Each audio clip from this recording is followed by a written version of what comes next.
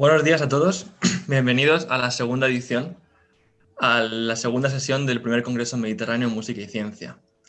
Ayer tuvimos un tiempo, unas 2 horas de interesantes ponencias de 5 países diferentes. Tuvimos con nosotros gente de Italia, de Francia, de Bosnia y Herzegovina, de Marruecos, de España. Se comentaron diversos temas que fueron desde el desarrollo histórico de las ciencias y cómo el pensamiento ha evolucionado. Y las mismas ideas, los mismos problemas, los mismos miedos que tuvo la gente del pasado se han repetido en el presente. Tuvimos una reflexión a partir de eso sobre cómo el desarrollo de las ciencias es un desarrollo vivo. Y la aplicación de las ciencias es una aplicación que tiene implicaciones directas en el ser humano. Una de ellas fue, por ejemplo, el agua. Se habló sobre el agua, sobre la ciencia del agua, sobre la importancia que tiene para las sociedades. Y en todo esto, en esta forma de ver la ciencia como un trabajo que se hace en directo, justo como un arte, se relacionó con el arte de la música, que se debe hacer también en vivo. Y se habló sobre la importancia que tiene que intentemos mantener ese espíritu de unión, pese a que en este momento que vivamos tenemos que estar un poco en distancia. Y justo desde este punto de vista englobamos la música y comenzamos ayer con una parte, digamos, de ciencia musical. Mirza Regepagic de Sarajevo nos trajo interpretación flamenca en guitarra y nos explicó la ciencia de su instrumento. Y gracias a la ciencia pudimos escuchar en directo música desde Rabat. Las dos hermanas Rita y Kenza Lachfili desde Marruecos nos trajeron sus interpretaciones al piano. Y con este resumen de lo que fue la sesión de ayer, comenzamos hoy la segunda sesión del Congreso Mediterráneo Música y Ciencia. Tenemos también varios participantes hoy de varios países que vamos a ir presentando a lo largo del día. Y el primero de todos que tenemos es Alexis Janicot, desarrollador e ingeniero de telecomunicaciones. Un poco de su biografía, su trayectoria laboral, podemos decir que es manager general de la French Tech, un movimiento de startups en Francia, y que tiene su sede en Toulouse. Y también creó hace 3 años una incubación, ¿cómo se diría?, de software para EdTech startups. Today, Alexis Janicot is from France to put on the table the topic Education Technologies. Can EdTech replace face-to-face schooling? He is gonna talk in French, if I'm not wrong. So, bonjour Alexis. Bonjour Ali. Bonjour à tous. Hola a todos. Good morning. Can you see my screen? Yeah, yes. Yeah, okay, it's okay. So, bonjour à tous. Désolé pour la présentation en français, mais voilà, c'était peut-être le plus simple pour vraiment vous faire un retour et un point de vue depuis la France sur les technologies de l'éducation et en particulier celle qu'on appelle la EdTech et en particulier dans le contexte du Covid-19 et du confinement. Donc, en France, comme dans beaucoup de pays du monde, les écoles, les établissements ont été fermés pendant le confinement. À l'échelle mondiale, c'est 1,5 milliard d'élèves qui, du jour au lendemain, se sont retrouvés face à des établissements fermés. Et c'est, selon l'UNICEF, près de 98% des étudiants du monde entier qui ont été dans la même situation, donc qui ont vu leur campus fermé au cours de la pandémie. En France également, donc comme dans le monde entier, brusquement, tout le monde s'est retrouvé, enfin beaucoup d'élèves, 14 millions d'élèves se sont retrouvés dans l'impossibilité de rejoindre les salles de cours. Et donc brusquement, c'est l'ensemble du système éducatif qui a dû s'adapter et trouver une nouvelle situation. On connaît en France un second confinement qui est un peu moins strict depuis le 2 novembre. C'est juste un élément de contexte qui fait que même si les autorités recommandent aux élèves, à l'ensemble de la population de rester chez eux, les élèves sont quand même autorisés à aller à l'école. Mais ce qui est à noter, c'est que dès qu'il y a un cas positif qui est identifié dans une école, eh bien, l'école est fermée. Concernant les universités, ce sont 90% des cours qui ont lieu en ce moment en distanciel.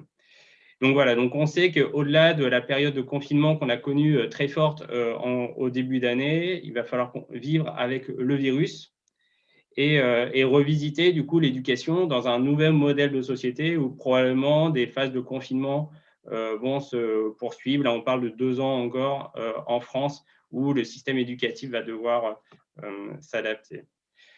Alors, je vous propose pendant cette petite présentation de mettre en évidence, vous partager un peu les solutions digitales qui ont été mises en place pendant le confinement dans le monde éducatif.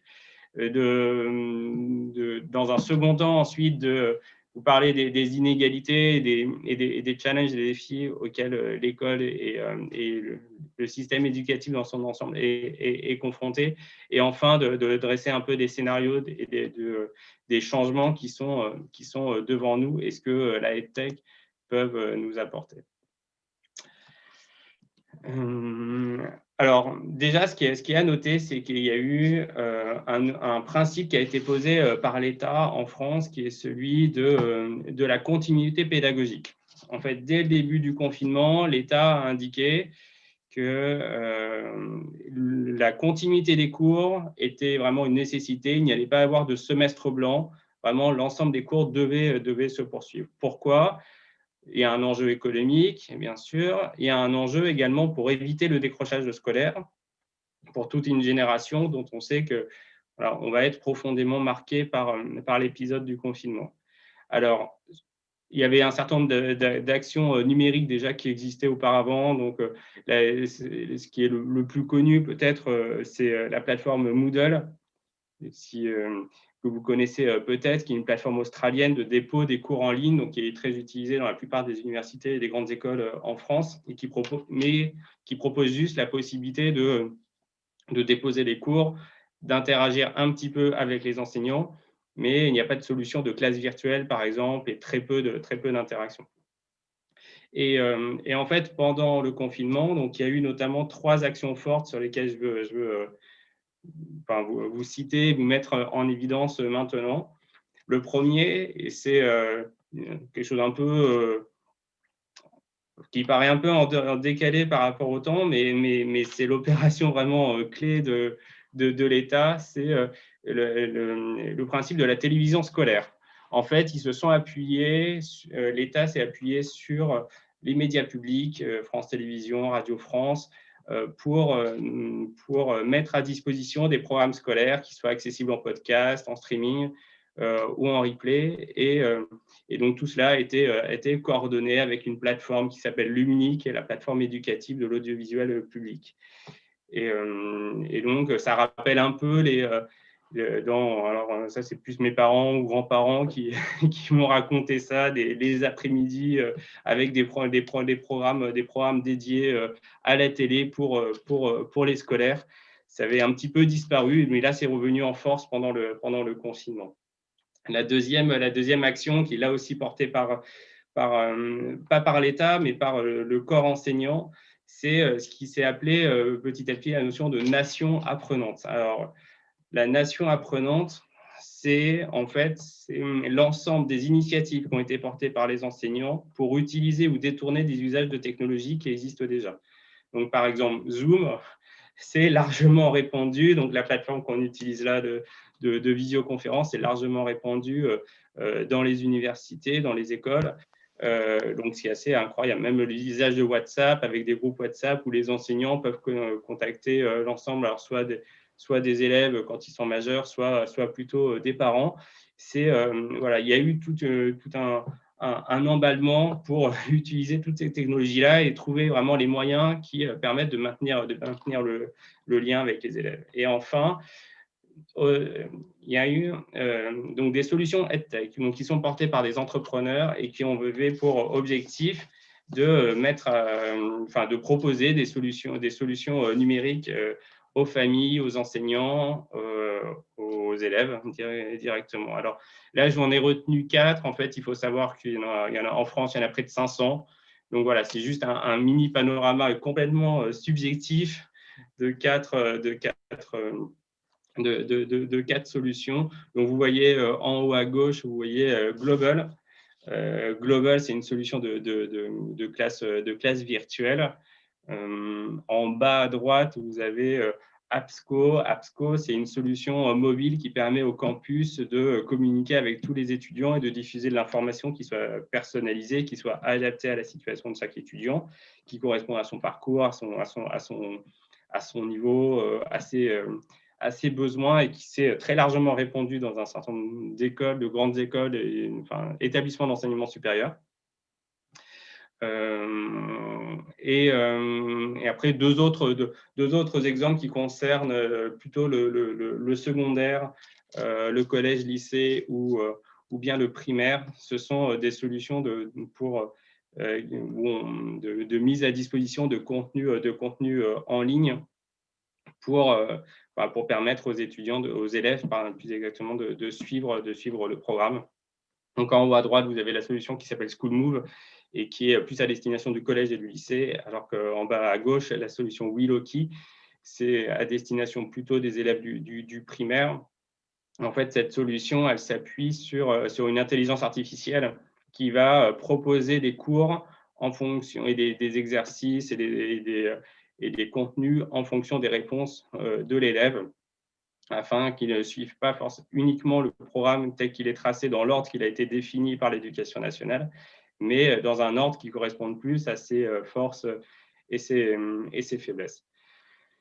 Donc, en fait, ce panorama, pour vous dire quoi? Pour vous dire que, donc, comme dans beaucoup d'autres secteurs de l'économie, le champ de l'éducation a été vraiment accéléré, a connu vraiment une accélération dans sa transformation numérique. Et donc, il y a eu un usage massif par la force des choses, et par cet objectif-là qui a été posé par l'État de continuité pédagogique, et un usage massif donc, des technologies. Il y a un certain nombre de freins, de barrières qui ont été franchies, et un cap psychologique a probablement été dépassé. Simplement, en fait, le Covid, il met en avant aussi un certain nombre d'inégalités et de défis auxquels on est confronté en France, et l'intérêt serait de savoir si c'est les mêmes défis auxquels les autres pays sont également confrontés. En fait, le défi numéro 1 est vraiment c'est le défi des disparités sociales et territoriales, c'est le sujet de la fracture numérique. C'est un peu simple, dans une vision un peu simple, on pourrait dire les élèves, les jeunes sont plus à même d'utiliser les outils numériques que les adultes. Or, en fait, il y a tout un tas d'études, d'éléments qui nous montrent qu'il y a beaucoup d'élèves qui ont été perdus par le numérique. Déjà, il y a un sujet d'équipement individuel. Près de 15% des élèves n'ont pas Internet chez eux en France. On a même près de 85% des élèves dans zone rurale qui n'ont pas accès à la fibre, et donc ils ne peuvent pas regarder simplement ou télécharger en streaming et avoir cette capacité-là de connexion. Donc forcément, ça crée des disparités entre des élèves qui habitent dans des métropoles, dans les grandes villes, qui sont très bien équipées, et d'autres. On a également, autre chiffre intéressant, c'est une étude qui a montré que 30%, que les élèves issus de milieux aisés passaient 30% de plus à suivre et à apprendre pendant le confinement que les élèves issus de milieux modestes. Donc, ça veut dire que sur un mois de cours en distanciel, de cours à la maison, un élève qui est issu d'un milieu aisé va passer 5 jours de plus à apprendre qu'un élève qui est issu d'un milieu modeste. Donc, il y a un vrai sujet de disparité sociale. Probablement, l'hypothèse, c'est que l'école à la maison, ça repose pour les plus jeunes, surtout sur la figure du parent. Et probablement, il y a cette dimension-là qui est à prendre en compte dans cette disparité sociale. Et puis après, il y a des défauts d'usage qui sont assez significatifs. Et là, la photo qui est sur la droite de l'écran le montre. C'est le fait d'avoir des élèves qui prennent en photo leur cahier. C'est comme si, en fait, l'usage bureautique de l'ordinateur, du Word, de ces outils-là, était en fait pour eux pas du tout évident, alors qu'ils passent leur journée sur les réseaux sociaux. Voilà. Donc, en fait, l'usage du smartphone à des fins de travail n'est pas le même que celui peut-être qu'un certain nombre de jeunes ont aujourd'hui de leur smartphone. Donc, il y a un déficit en termes de compétences numériques et qui est assez, qui montre qu'il y a un besoin de formation aussi aux compétences bureautiques, aux compétences informatiques.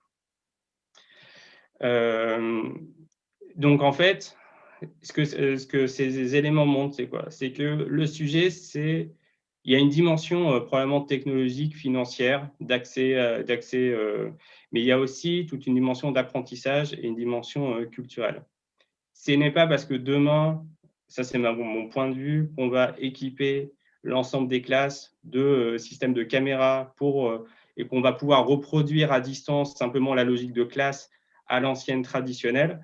Ce n'est qu'une partie de la transformation numérique de l'école. Il y a toute une dimension, et c'est là où on va pouvoir parler maintenant des défis et du potentiel qui sont permis par les technologies de l'innovation et de l'éducation. Les technologies de l'éducation, c'est que ce n'est pas qu'un sujet technique, c'est aussi un sujet culturel et social. Aujourd'hui, on est en France, et je vais conclure, résumer, et je suis prêt à répondre à toutes vos questions et à échanger avec l'ensemble des panélistes. Il y a deux défis face auxquels l'éducation peut peut-être prendre forme. Le premier, c'est d'être demain, peut-être devenir un méga Netflix avec un ensemble de vidéos, de ressources pédagogiques qui sont mises à disposition de l'ensemble des étudiants, élèves, enseignants, qui peuvent avoir accès à ces ressources en ligne. C'est notamment ce qui est préconisé en France par le Conseil scientifique de l'éducation nationale, d'être un Netflix qui soit centralisé, qui soit garant de la qualité des contenus, qui soit gratuit et donc accessible à tous avec une égalité de traitement. Il y a un autre scénario qui est celui d'être un scénario plus adapté, où en fait, de mettre à disposition des enseignants un ensemble de solutions et de ressources numériques et que les enseignants les choisissent en fonction de leur stratégie pédagogique et de leur pratique pédagogique, en fonction des besoins de leurs élèves. C'est en France le scénario qui est plutôt défendu par l'écosystème EdTech et des entrepreneurs qui sont dans le champ de l'éducation. Acculturation à marche forcée pendant le confinement, une euphorie liée au distanciel où tout le monde est passé au numérique à essayer de trouver ses solutions, etc. Ces deux scénarios qui semblent être ceux vers lesquels le champ les acteurs de la EdTech semblent se diriger. Pour moi, il y a un sujet aujourd'hui, en fait, qui devrait nous interroger, c'est pourquoi aujourd'hui les principaux acteurs de la EdTech dans le monde sont situés en Chine et en Angleterre, et pourquoi aujourd'hui, à la fois, l'Europe et la Méditerranée sont absentes d'un point de vue géopolitique des principaux acteurs des technologies de l'éducation. Il y a un vrai sujet. Et il y a un deuxième sujet qui est celui de dire que l'éducation, ce n'est pas qu'un sujet de politique porté par les États ou au contraire porté par des entrepreneurs. À mon sens, il y a un vrai volet participatif à mettre en place puisqu'il y a eu de l'innovation incroyable qui a été portée par les étudiants, par les élèves, par les parents, par les enseignants. Et donc, à mon avis, c'est une phase qui nécessiterait, d'un point de vue plus sociologique, une vraie étude pour identifier l'ensemble des pratiques qui ont pu être mises en œuvre en France et dans différents pays du bassin méditerranéen, parce que le distanciel, parce que les phases de crise, parce que tout ce qu'on a pu connaître là en mode hyper raccourci, en fait, on va le connaître à nouveau demain. Et probablement, ce que les élèves ont appris dans le cadre des formations à distance, ils auront à le refaire dans des contextes plus professionnels. Moi, je suis en télétravail en ce moment, donc il faut apprendre à être autonome et s'organiser à distance. Et là, pour le coup, c'est probablement été un élément important de cette expérience Covid, parce que la formation, ce n'est pas juste l'apprentissage, c'est aussi le partage, le réseau et l'expérience. Voilà, merci beaucoup pour votre écoute et à votre disposition pour tout échange. De rien, Alexis. It was a very, very, very interesting talk. Now is open the turn for debates to anybody who wants to say any comment. I just like to point out to many. I would say the two most important things I realized from your talk and that I think could be the beginning of the discussion. First of all, we've seen that without the internet, we couldn't have done everything we did now. The internet somehow has been our salvation from this situation. So it is interesting to put on the table if internet has become a human right somehow, because we need now internet to live as we humans. That's a thing that we can talk about from your opponents. And also an interesting point is that we've realized that a lot of people do not know how to use technologies. So the thing is that whenever we develop a new technology, a new software, a new app, okay, it's fine, but not everybody's gonna know how to use it. So maybe something that schools are lacking of is technology education. They don't really teach children, as far as I know, how to use the technology of nowadays, the current technology. So I put those topics on the table from your presentation, from your talk, and now you can feel free to talk whenever you want.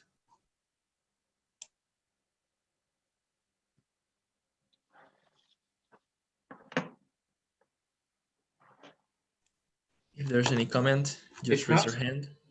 Yes, if I can take the word. Congratulations, Alexis. It's very interesting and very updated talk. And it's a big challenge for all the community of professors and education as well institutions, because as we are seeing, the new technologies are not reached in equal way to the children and also the university students. I have this problem with my group of students because we find a big gap between our way of show the proposals and the way they receive this message. As I've seen in this month, is that some poorest, I can say it like this, countries still using television like a main channel to reach the contents between students, because everybody has the TV in their houses. It's supposed that everybody has this, and the message is very rapidly spread. That it's very interesting for me why the developed countries don't use this kind of proposals and has to go to Netflix contents and paid contents to reach some common good, that it's education, that it's suffering right now because of the pandemic. Very interesting point, how it's not just a generational gap, it's also an economical gap, or let's say a specialitat.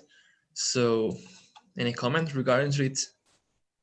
Yes, Alexis. Oui, peut-être deux remarques sur vos deux questions, Ali et Esma, sur le droit à Internet.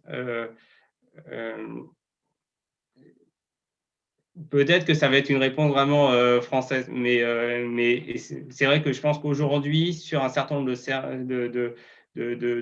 services, si on n'a pas Internet, on est un peu exclu de la société. Bon, il y a eu des choix qui ont été faits, des choix politiques, de faire en sorte qu'un certain nombre de services ne soient accessibles qu'en ligne, c'est même des services publics soient accessibles qu'en ligne. Là, on se rend compte que dès lors qu'on est dans des phases de confinement, où voilà, bon là c'est entre guillemets uniquement une crise sanitaire, mais il pourrait y avoir d'autres crises en France qui fait que les gens ne sont pas en mesure de se déplacer. Et on se rend bien compte qu'il y a une vraie différence entre ceux qui ont accès à Internet et ceux qui ne l'ont pas.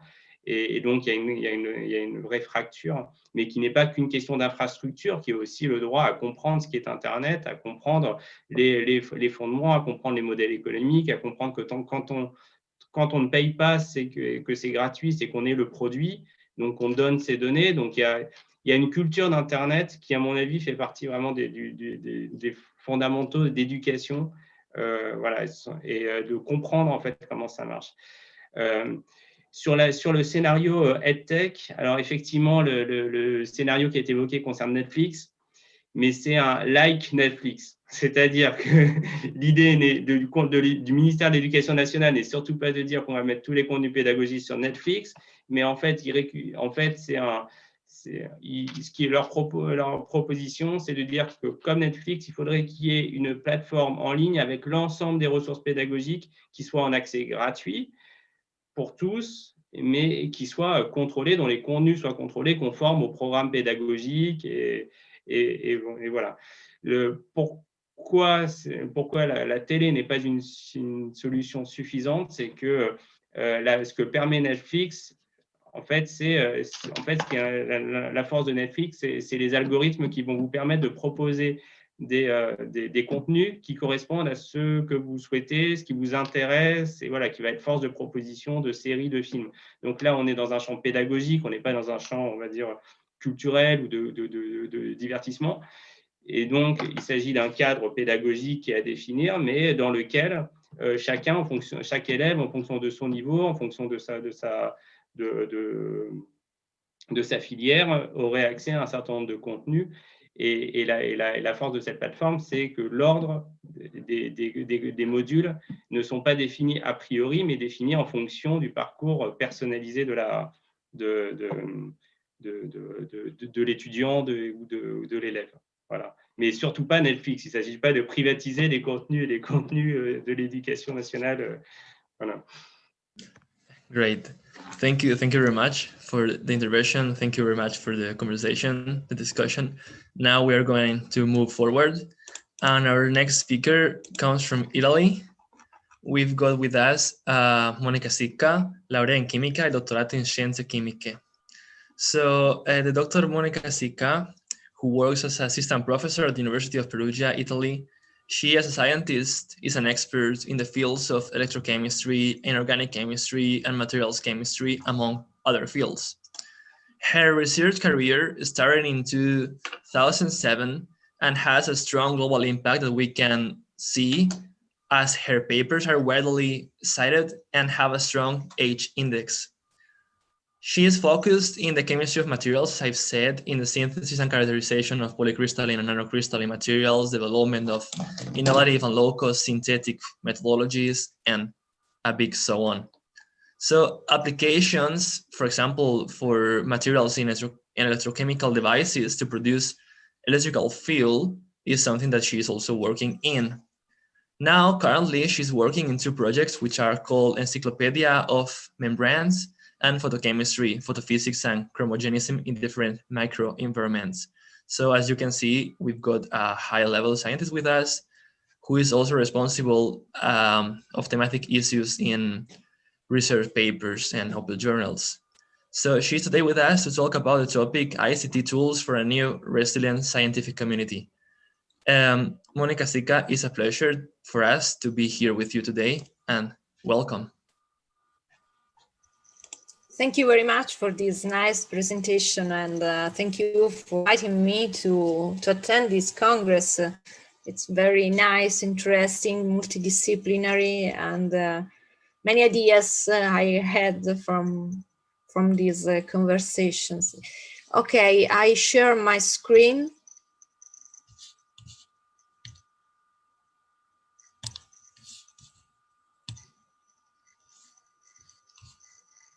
Okay, can you see my presentation? It's good. Okay. Just a moment. Okay. So this is the topic of my presentation, ICT tools for a new resilient scientific community.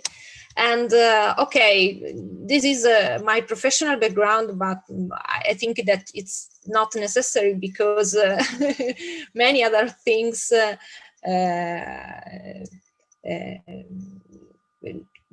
this is enough was saying about me. Okay, I would start my presentation with this picture got during the 5th Solvay conferences on in 1927 on electrons and photons. This is a very famous picture, and all of us can recognize at least two famous scientists, Albert Einstein and Marie Curie. The only woman in this picture and the only scientist who won 2 Nobel Prizes in physics and chemistry. This is a symbol for me because this conference changed not only the way to do science and to see the world, but also contributed significantly to the progress and to all that we can use now, computers, cellulars, TV, and so on. This is a symbol also of one way to make science. So through conferences, congresses, workshops, symposiums, and so on, scientists like to meet each other face to face, to exchange ideas, to communicate the results of their research, and this is the way of disseminate results until the pandemic, I think. And so this is a short history of the story of scientific communities which were founded in the 17th century and were fundamental for organizing the communication of information. However, for many years, the diffusion of scientific information was limited to elite groups, and while the most part of the citizens were excluded from them. But the use of internet and digital communication systems allowed to many people to have access to science and scientific data and information, scientific information, and so on. And so the scientific culture was reached a global connection.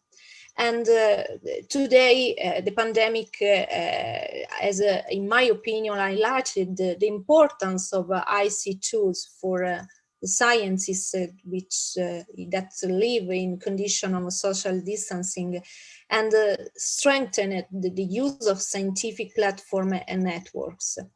Well, I am an experimental researcher, and I need to stay in lab to make experiments for my work. So ICT tools are useful for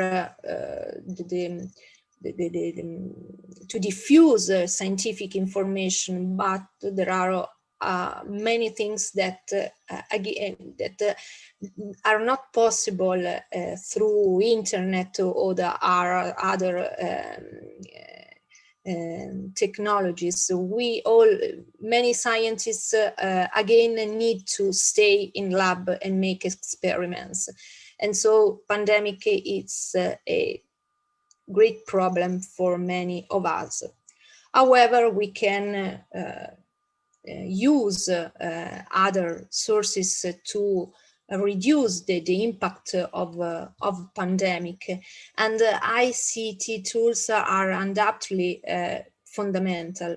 And I think that scientific research and ICT tools are in a circular relationship, because ICT tools are the result of a scientific research, but at the same time, ICT tools are an instrument, a tool used by scientific research. And in my work, ICT tools are used mainly in making and disseminating research and the results of research, and also in educational. And in this presentation, I would like to highlight the use of ICT tools in making and disseminating research.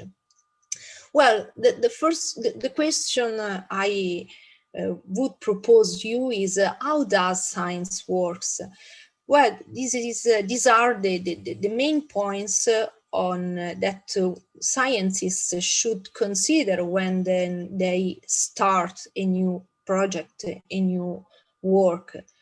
First of all, we need an idea, and then we need to compare our idea with what has been already done. So we need to a bibliographic research on the state of the art dealing with our idea. And then we need to planning experiments, to do experiments, to collect data and process them. And then when the data are organized, we are ready to publish. And so we can publish the results in journals and scientific journals. And then we can continue to share our results. Well, so let's start from the idea and the need of a bibliographic research on the state of the art to understand how our idea, if our idea is good, if it's a novel idea, if it can contribute to go further in the research. And scientists can use many academic search engines to see, to read, to have information on bibliographic data. And classical academic search engines like Web of Science and Scopus are paid database, while Google Scholar and others can be accessed free of charge. And in my experience, I mainly use Google Scholar for my research. And because Google Scholar allowed us to read many articles, up to 200 million of articles. We can we can read the abstracts of these articles. We can have link to full text, and we can also export the papers in several formats. And we have also the possibility to do an advanced search, so we can choose keywords for our research. We can choose the author, or also the time range in which we can find our research. For example, I selected these keywords, impact of COVID-19 on science, and I found many results. And among these results, and you can see the title of the articles, the authors, the journal, and other information. And you can also see the articles. I choose these articles, areas of academic research with the impact of COVID-19, and you can see the articles from the American Journal of Emergency Medicine, and yes, you should have a subscription to many journals, for example, to this. But if your institution has a subscription, you can download the PDF and you can read the articles and use as you want. And then, when you are ready to publish the results of your research, you have to choose a journal which is suitable for your work.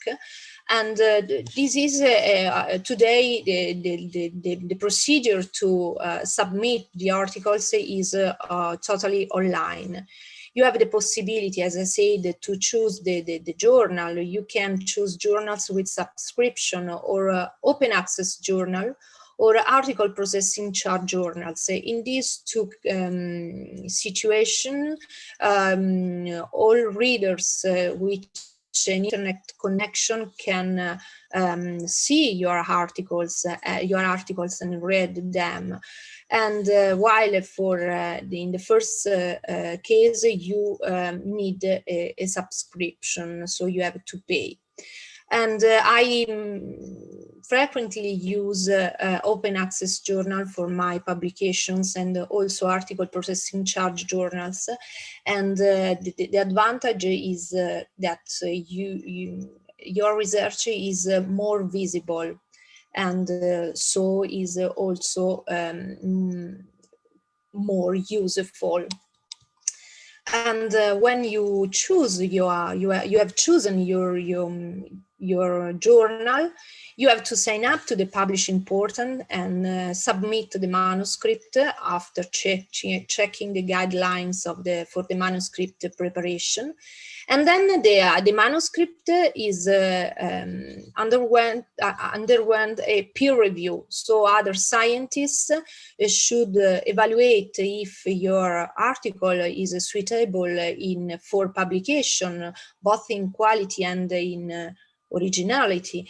And if the peer review phase is okay, you have to revise your manuscript and you have to modify your manuscript according to the reviewer's comments.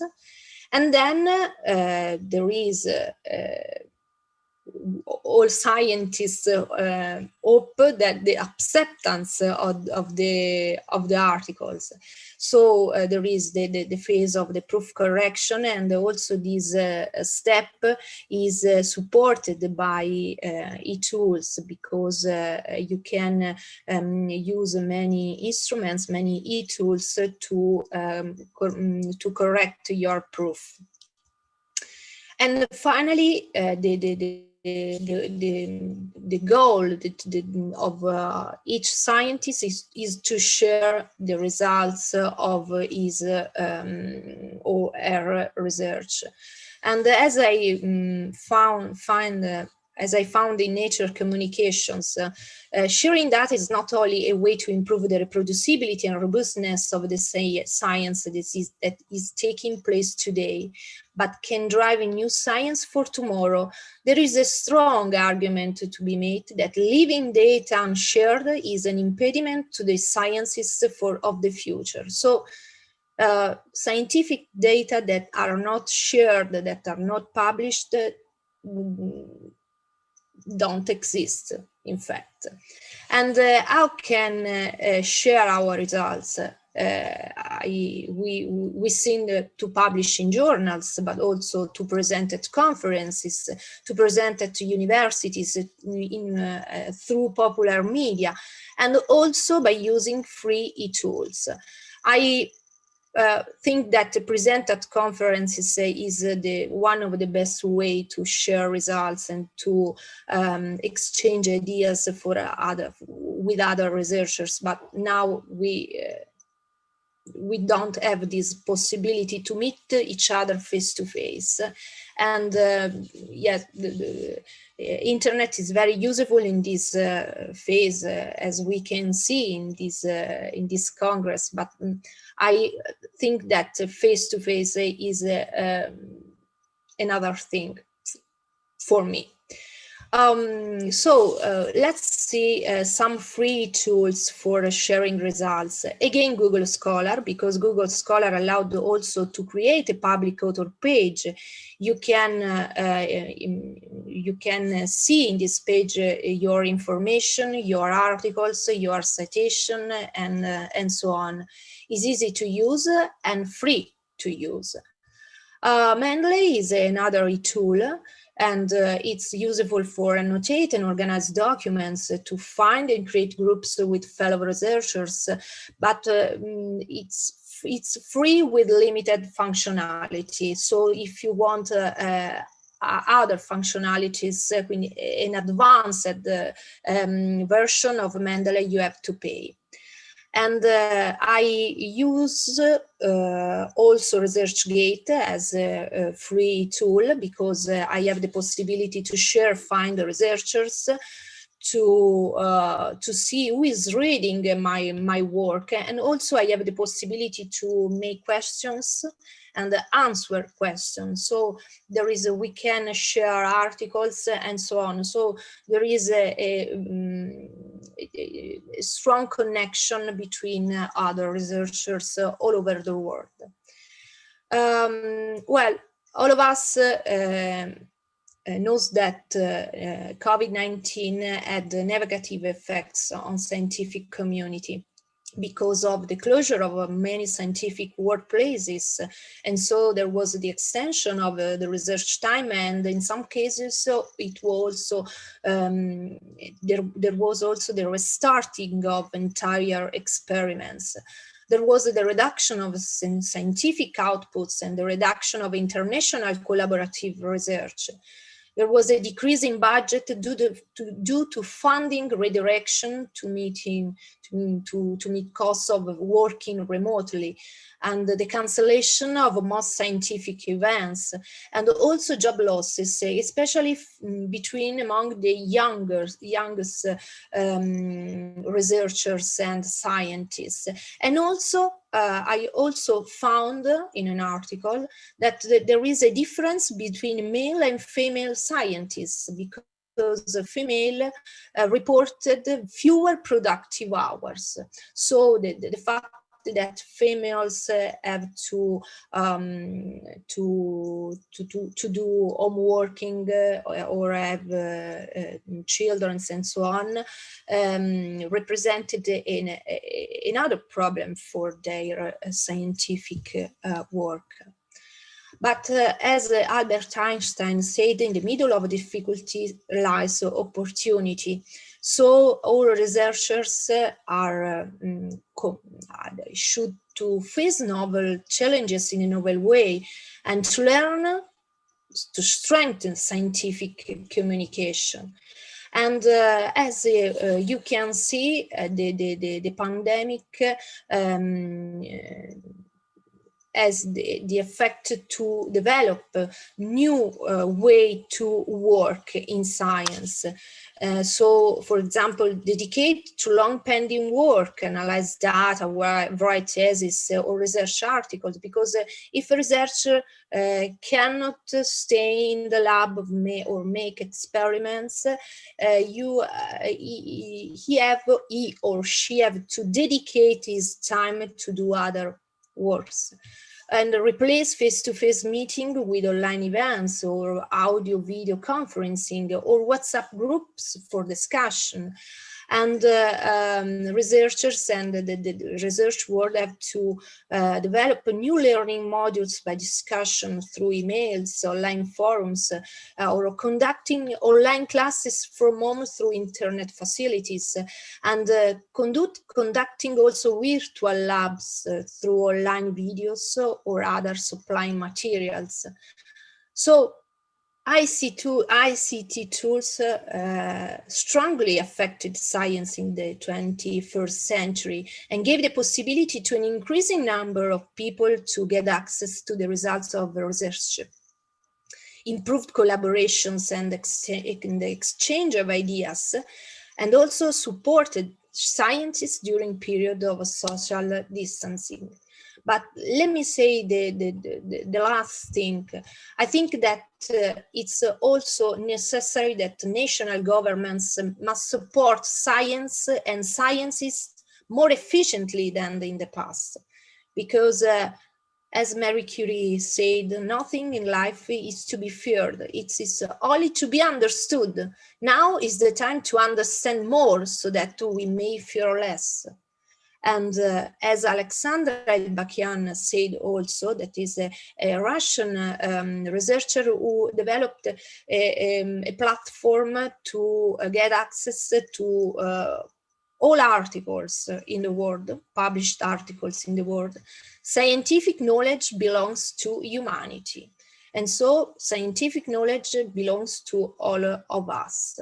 And thank you for your attention. And I apologize for my English. Generally is better, but I don't know why. Maybe I have to exercise more. Thank you very much, Monica Fica, for your presentation. Inspirational one and very, very divulgative in the sense of we are here also to teach how science works, and sometimes the scientific community is seen as apart from the world.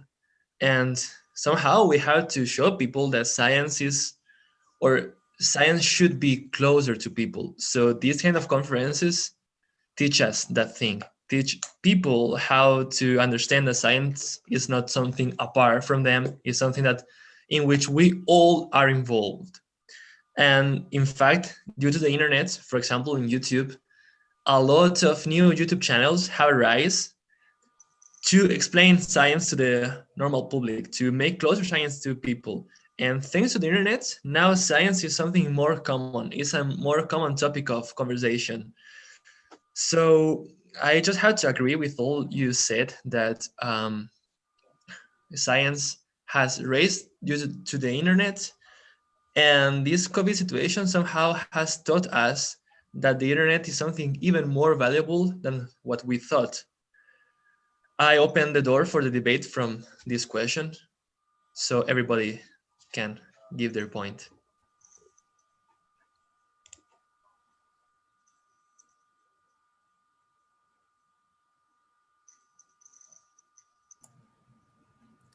If I may again to ask a question. Yeah, why not? Thank you and congratulations for this great presentation, for opening us the wide knowledge to database, to shared scientific and in fact thought between scientists to the people in general.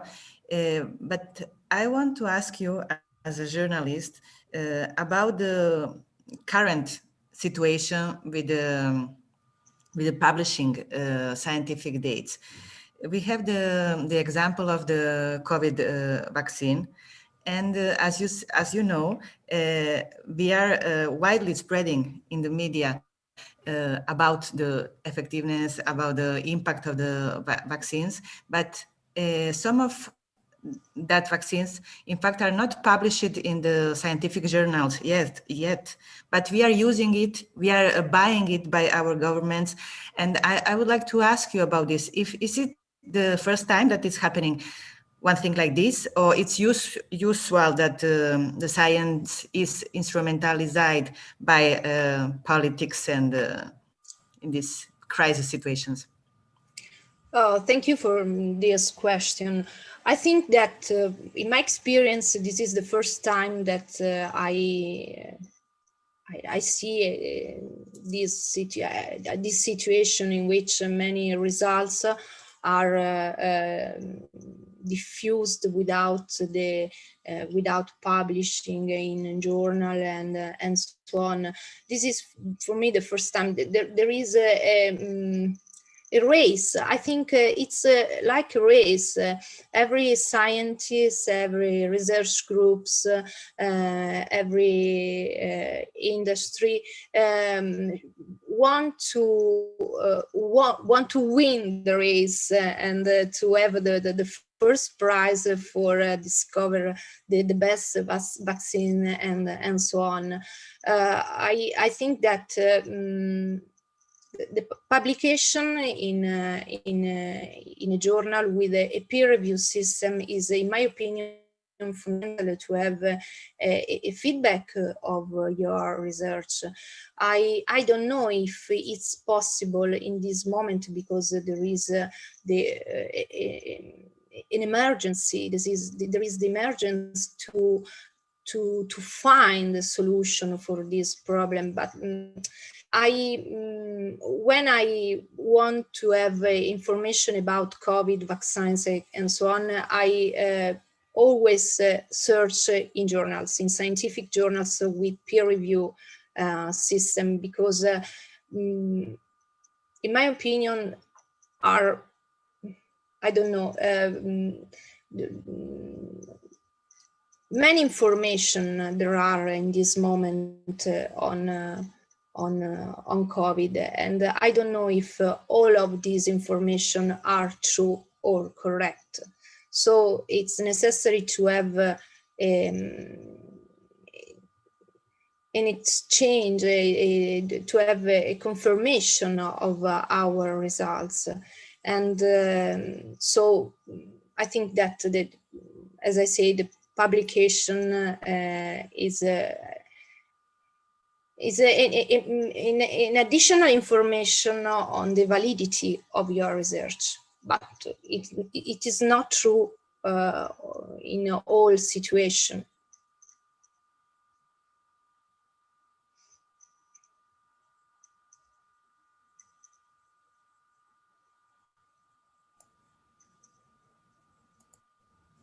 Okay.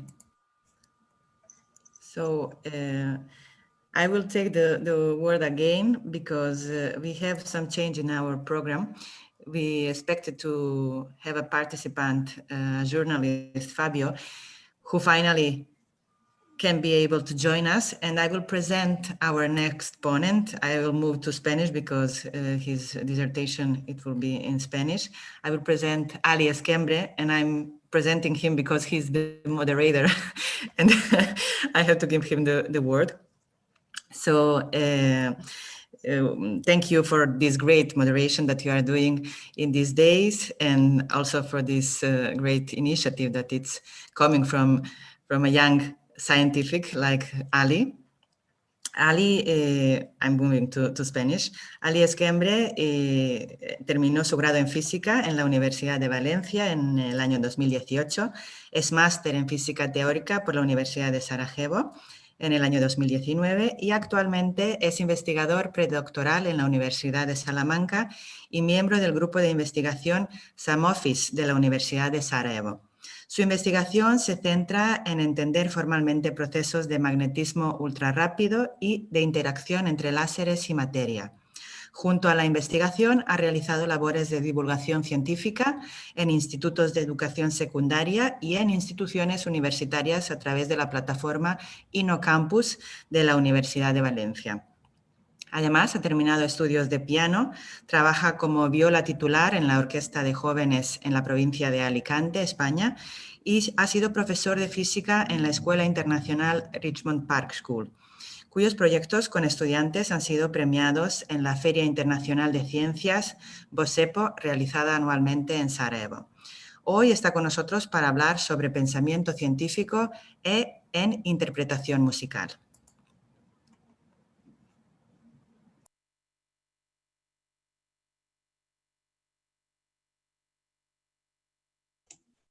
Muchas gracias, Esma, por la presentación. Muchas gracias a todos los oyentes.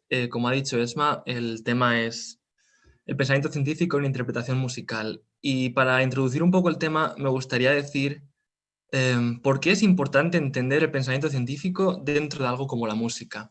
Y de ahí lo extenderemos a algo más. Ocurre generalmente que en el pensamiento, en lo que yo llamaría el desarrollo de las sociedades, de la forma de pensar, separamos las disciplinas. Estamos separando letras de ciencias y dentro de letras separamos literaturas, idiomas, políticas y dentro de ciencias separamos química, biología, física, puras, exactas, etc. Considero que esto es un grave error, no solo porque la separación, por una parte, tiene sus ventajas en cuanto a que especializa a la gente y se puede avanzar más.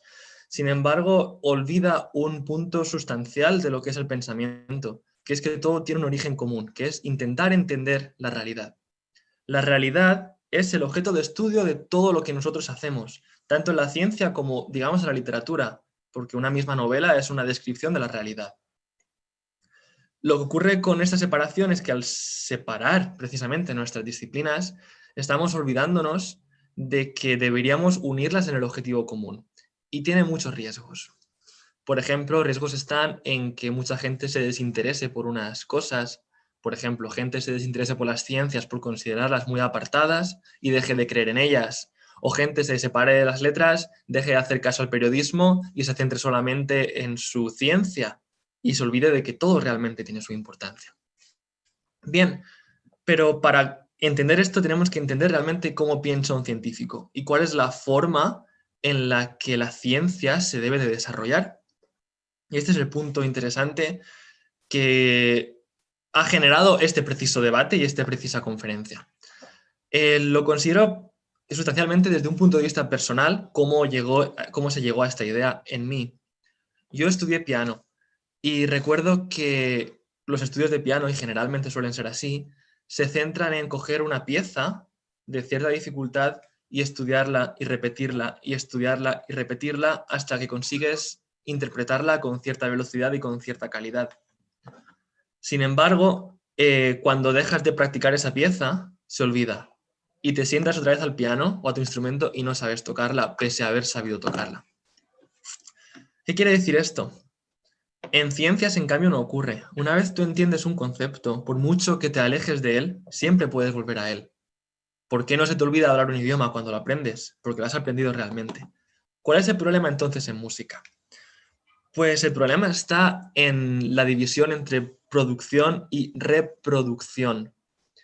Generalmente en las escuelas de música, y vamos a hablar también en las escuelas científicas o en las escuelas en general, hay una educación que tiende a ser reproductiva en vez de productiva. Coge lo que han hecho otros y hazlo tú también.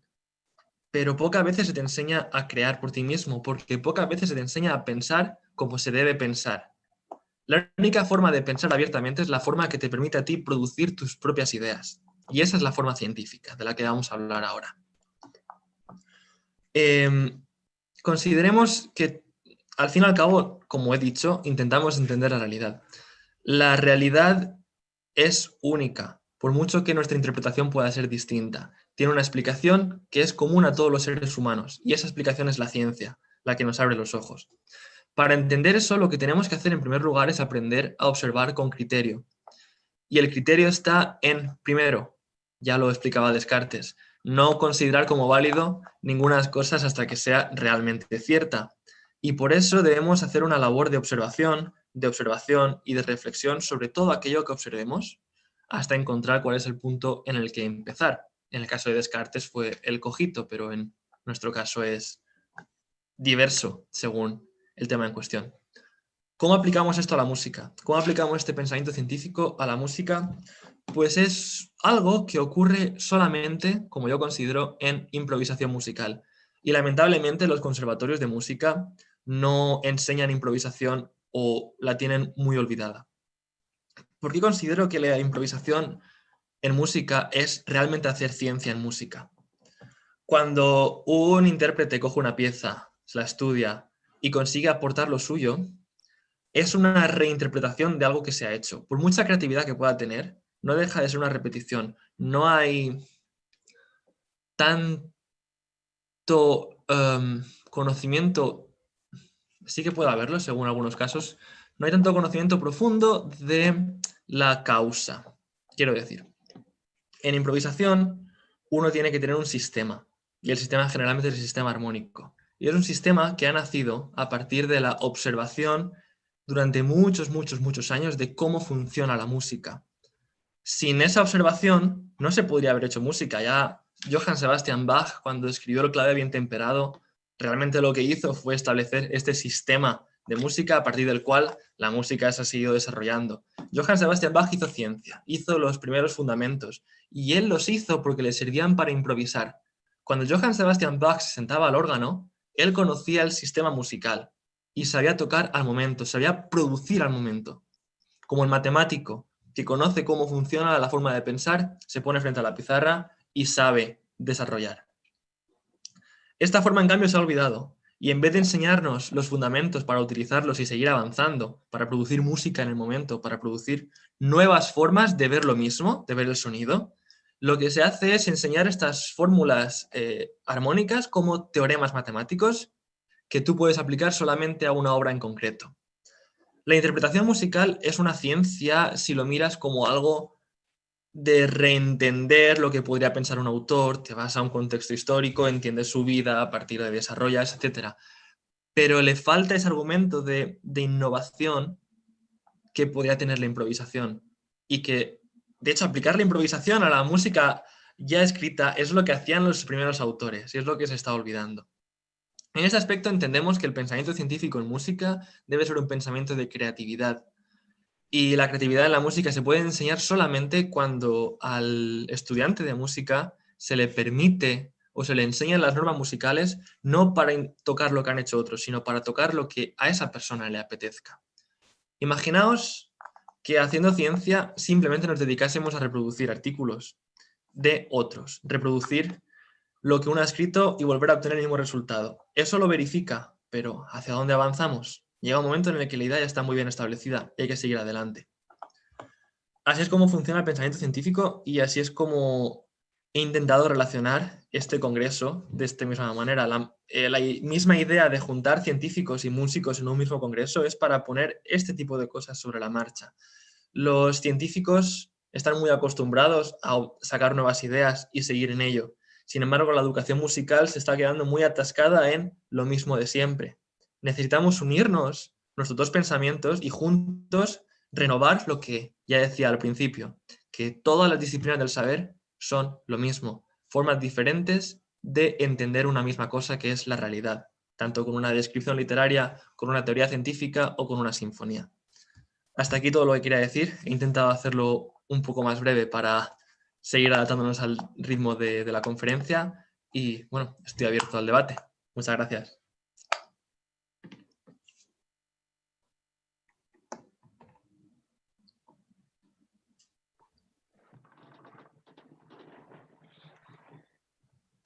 Muchas gracias.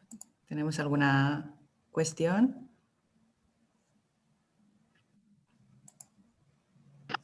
Alex. Alors, ouais. Sí. Muchas gracias, Ali. Du coup, j'ai découvert qu'on a un autre point commun, c'est le piano, puisque je suis aussi pianiste. En fait, j'ai trouvé très intéressant ton intervention.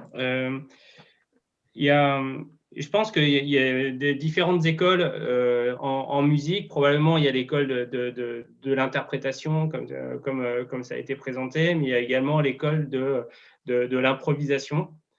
Et je pense qu'il ne faut pas, à mon avis, il y a différents types de formations à la musique. Et effectivement, j'ai trouvé intéressant les parallèles qui ont été faits entre les sciences et la musique. Est-ce qu'on pourrait dire de même qu'en musique, que la recherche est une forme d'improvisation? Et est-ce qu'il ne faut pas laisser aller justement sa pensée avec les mêmes ressorts qu'il y a dans l'improvisation musicale? I will wait to read the translation. It's fine, it's fine.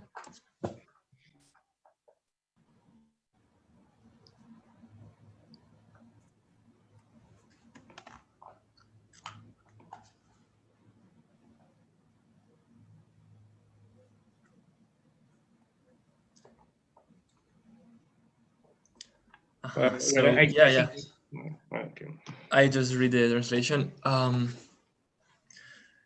Research seen as the improvisation in science is a really nice point. And I would say yes, absolutely. Because when we are doing research, we know the basis, we know the harmony, which is the mathematics or the history background. And now you have to combine that in a new way. And something always comes in a second. You don't really know what you're doing. You somehow know, okay, let's try this, and then it happens and it works.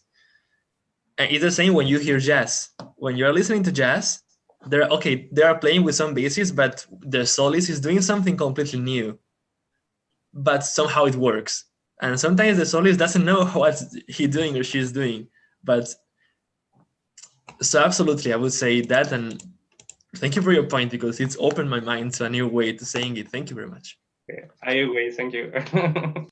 Tenemos también una cuestión de Vicent Garcés. Sí, buenos días. Buenos días. En realidad quería hacer esta pregunta antes a la joven científica Mónica Pica, pero me viene muy bien también la exposición que acaba de hacer Ali para formular un comentario y una pregunta a ambos, si es posible. El comentario es que ciencia y música, tal y como explica muy bien Ali, tienen una fase de creatividad sin la cual ni habría música ni habría ciencia. No simplemente reproducir lo ya existente, sino innovar, crear, buscar, improvisar, es lo que se llama también el método científico. Ahora, en los tiempos en los que vivimos, hay un pensamiento muy extendido en el sentido de que la ciencia es neutra, la ciencia es neutral, la ciencia es algo que avanza por sí sola y que no necesita otros componentes. Y mi pregunta es la siguiente. Todos recordamos como Einstein, por citar un notable científico, tenía un pensamiento social y político y tenía un compromiso personal que lo expresado públicamente. La pregunta ¿es posible mantener esa idea muy extendida hoy de que los científicos grandes, los grandes científicos, los grandes músicos no tienen que tener ningún compromiso social ni político? Esa es la pregunta que va muy ligada a un hecho producido estos 2 o 3 últimos días, en el que hemos visto como un gran científico nuclear ha sido asesinado en Irán. No se sabe exactamente quién lo ha hecho, pero lo cierto es que ha sucedido. Y aparentemente, por lo que dicen los grandes medios de comunicación internacionales, porque era una figura clave en el avance, digamos, de la técnica nuclear en Irán. Bueno, pongo esos 2 extremos, ¿no? Uno, el de que los científicos, los músicos, los grandes artistas deben ser neutrales, deben ser sin compromiso social y económico o político. Y por otro, como en el mundo de hoy se ejecutan crímenes como el que acabamos de observar, o una anécdota muy trivial, pero que tengo que contarla, como las grandes redes sociales son controladas o manejadas por muy pocos grupos de personas o de interés, ¿no? Y por ahí, por esas redes, funciona una gran parte de la información y el conocimiento. A nosotros nos acaba de pasar que el cartel de Música y Ciencia que todos conocéis, lo veis delante, ese cartel en el original que teníamos ha sido de alguna manera censurado por Facebook, porque según Facebook ese cartel no era adecuado. Bueno, si veis el cartel no tiene nada de no adecuado, pero Facebook ha entendido que no era adecuado y lo ha censurado. Bueno, pues entonces ahí vinculo todo, vinculo ya la realidad actual de las grandes empresas que siguen controlando o van controlando los nuevos espacios, las nuevas tecnologías, con el compromiso social y político de los científicos o de los músicos. Muchas gracias. Muchas gracias, Vicent, por el aporte. En primer lugar, es muy interesante el hablar sobre ciencia y compromiso político. Está claro que la ciencia, como disciplina para entender la realidad, si la miramos solamente como esto, debe estar separada de la política. Es una cosa totalmente aparte. Sin embargo, es inevitable vincularla con política al final, porque la ciencia requiere de recursos. Los recursos los controla la política de un país. La ciencia requiere de dinero, que también está controlada por distintas empresas o distintas instituciones que acaban dependiendo de la política vigente en un país. Y de una forma u otra, al final, el científico termina atado a una institución, porque es la que subvenciona su trabajo y necesitas el dinero para poder trabajar. Así que hay una pequeña contradicción aquí, tal vez, entre lo que es la ciencia y lo que debería ser la ciencia. Sin embargo, siendo la ciencia una disciplina que intenta entender la realidad, como la realidad es esta, vamos a adaptarnos a ella. ¿Y entonces qué ocurre? Que el científico adquiere una responsabilidad política muy fuerte. Porque del científico depende el conocimiento tecnológico y el conocimiento de los recursos. Y el descubrimiento de nuevas tecnologías también depende del científico. Pongamos el ejemplo de lo que pasó en la Segunda Guerra Mundial y pongamos el ejemplo del caso Manhattan, donde científicos se reunieron para desarrollar la bomba atómica y muchos de ellos sin saber que estaban desarrollando la bomba atómica. Por lo tanto, el científico debe tener una responsabilidad política y saber que su trabajo puede ser utilizado tanto para el bien como para el mal. Así que no podemos separar ciencia y política, siendo esta la realidad. Lo que sí que tenemos que hacer es educar en ciencia, también en política. Es arriesgado tener científicos que tengan poca idea de política o una mínima deberíamos, y otra vez volvemos a lo mismo, deberíamos unir las disciplinas en general porque todas influyen y falta de disciplina en un sitio puede provocar un desequilibrio con graves consecuencias. No sé, por ejemplo, el caso que has mencionado de Irán, yo no lo conocía, pero es horrible que se mate a un científico. Ahora, o cualquier persona, por supuesto. ¿El motivo cuál será? ¿Será un motivo político otra vez? ¿Será un motivo, no te lo puedo decir, pero probablemente sí que fuera un motivo político? Tal vez esa persona tenía el conocimiento sobre un arma o sobre cualquier cosa que podría hacer mucho mal o mucho bien, así se puede pensar, en definitiva. Concluyendo, el tema es ese.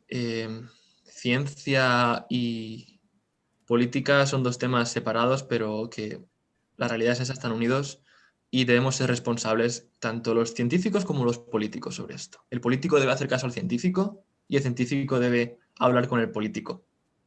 Y entre los dos hacer que las cosas vayan mejor, porque cuando se ignoran, ya vemos lo que ha pasado con la pandemia. Los científicos llevaban avisándolas desde hace mucho tiempo y muchas políticas no han sido suficientemente buenas y hemos llegado donde hemos llegado. Pasamos a lo mismo, una falta de comunicación y paradójicamente tenemos internet. ¿Dónde viene esa falta de comunicación? Yo creo que es una falta de confianza uno en el otro y deberíamos colaborar juntos en eso. Gracias, Ali. Maria Doncelli is taking the word. Merci beaucoup pour les stimulations et les opportunités de réflexion de cette intervention. Moi, je voudrais poser deux questions. La première, c'est que entre la répétition et l'improvisation dans la musique ou dans la science, il y a une autre chose à introduire, à mon avis, c'est l'interprétation. L'interprétation est quelque chose qui attient à la personnalité de l'interprète. Donc, je pense que et aussi dans la science. Les données de la science sont aussi sur les yeux du scientifique, mais il faut l'interprétation des données. Donc ça, c'est une question que je pose. Est-ce que l'interprétation, c'est quelque chose de très important, soit du côté de la musique, soit du côté de la science? À mon avis, oui. L'autre chose, c'est l'énorme problème qui a été soulevé par Vicente, c'est-à-dire le rapport entre la science et le politique.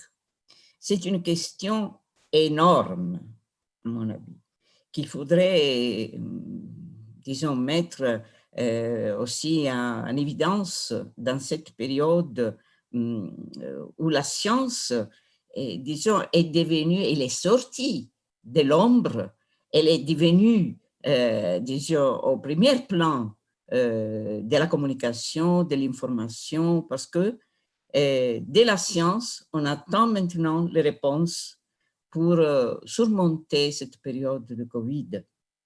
Mais alors, le problème, c'est une question éthique, soit du côté de la science et soit du côté du politique. Le scientifique fait ses études et naturellement, il fait des découvertes qui doivent être évidemment soumises à l'éthique professionnelle d'abord et des communications de l'autre. Monica nous a expliqué, par exemple, les différentes étapes pour arriver à la publication d'une donnée scientifique. Disons qu'il y a des étapes qui sont nécessaires parce qu'il faut effectivement comprendre jusqu'au bout l'effet de la découverte. Et en même temps, au moment que, comme justement il disait Ali, il y a une question après économique qui intervient. Il y a aussi une question d'application de la découverte scientifique. Et donc, ça tient à la politique, évidemment. Donc, l'éthique dans la, disons, réflexion et dans la démarche, soit scientifique que politique, c'est essentiel. Par exemple, aujourd'hui, les vaccins, la découverte du vaccin, il faut évidemment qu'il y ait une forte dimension éthique, soit du côté des scientifiques, de la communication de ce qui se passe, et soit de l'application et de la diffusion, par exemple, de tout ça, de la vaccination qui va être faite à 1 milliard de personnes. Donc, comment le faire? Comment gérer tout ça? Comment être sûr que cette découverte arrive naturellement à résoudre le problème et n'est pas, disons, déterminer des situations imprévisibles et terribles qui pourraient se passer. Donc, ça, à mon avis, c'est vraiment une énorme question qui peut-être il faudrait vraiment mettre en évidence et sur laquelle réfléchir un peu plus de ce qu'on fait. Parce que maintenant, nous sommes tous là à attendre, par exemple, les résultats scientifiques pour résoudre le problème du Covid. Mais il y a tout un passage, il y a du temps, il y a la nécessité de, comme dire, expérimenter avant de mettre en œuvre ce qu'on a découvert. Merci beaucoup. Dorian, it was a pleasure listening to your words because those questions really have an implication in today's. The future is something that is to come. Even scientists cannot predict the future at all. So that's a question. Vika would like to comment something because the question was directed to both of you.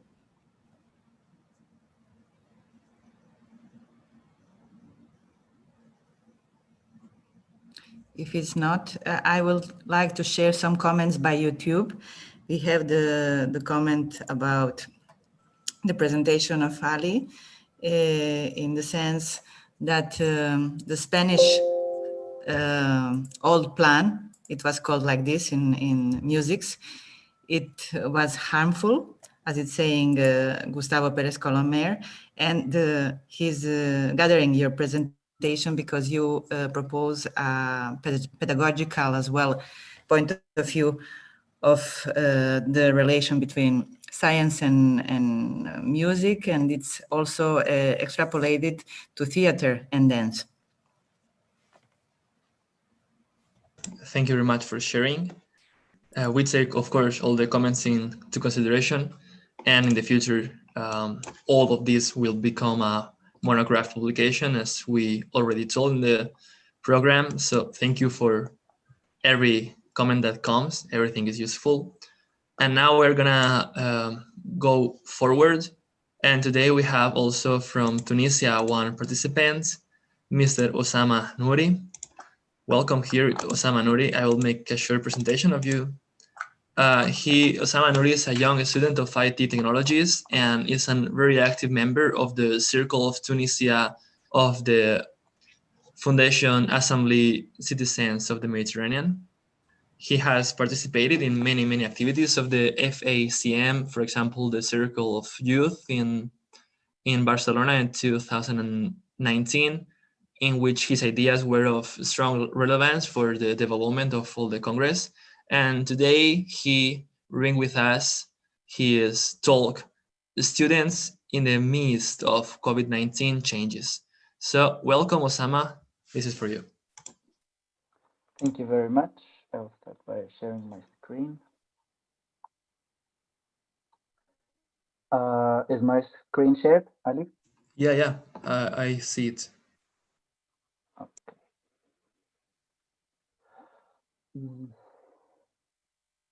So hello to everyone.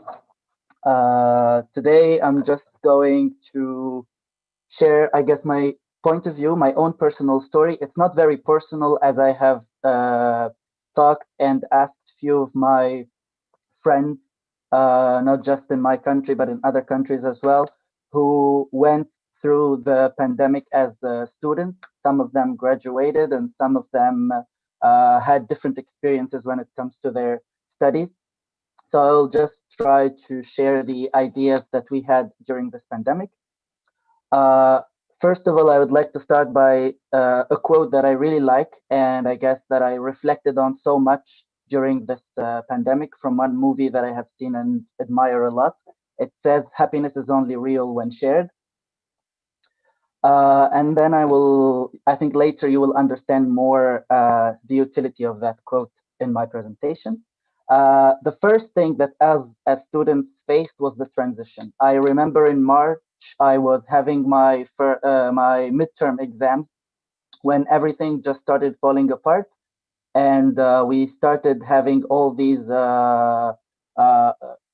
murmurs and echoes of how the school is going to continue. Everything was still going as normal, but also we were hearing the changes that's going to happen. And that affected us as students because of all the uncertainties that were present. Many students were in their final years of education. They were just finishing their internships, or other students who had to go to schools because their studies included a lot of scientific researches that were conducted in laboratories. So it was the period of transitioning was actually a very scary period, and a very, I guess, one of the most important periods of COVID, or since the lockdown started. But then as we went further, we had all the methods of teaching presented to us, and we had a lot of our universities just try, instead of taking a break from education and just stopping, they were doing their best in order to continue providing educational materials in this context. There was the proposal of many tools by Google, such as Google Meet, for the classes to provide a virtual physical interaction with the teachers. The same way that was proposed, other than Meet, it was Google Classrooms, which is almost like Moodle, where teachers can share the content of of the class and of the lections and lectures with the students, and it stays there for the students to reconsider.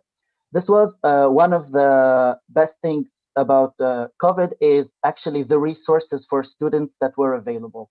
Instead of just going to class, with having a retention rate, I guess worldwide for students was 10%, we started having retention rate of information for 30 and 35%, just because the resources for education are now available 24/7 for students to check and recheck again.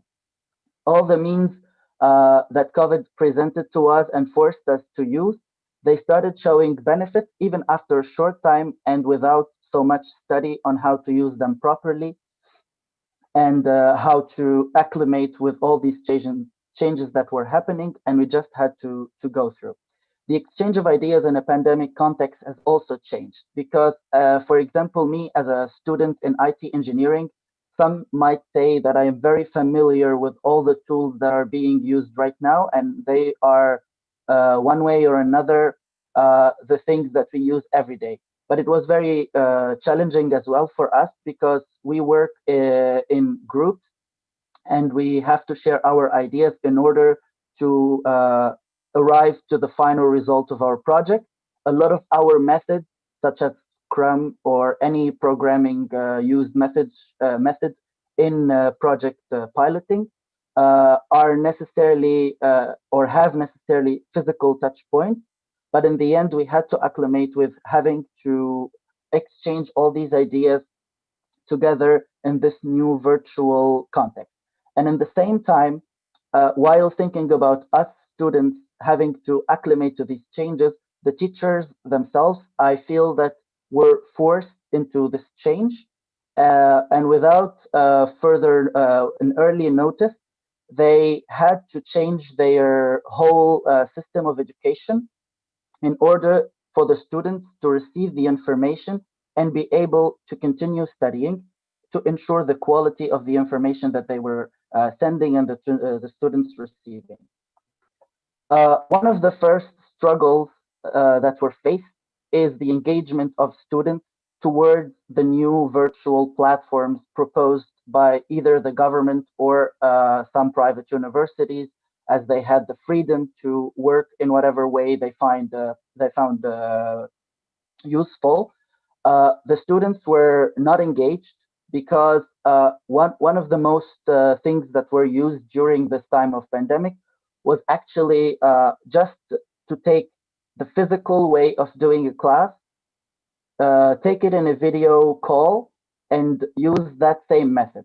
I understand that the teachers did not have enough time to work on strategize on their way of sharing the information, but at the same time, it was a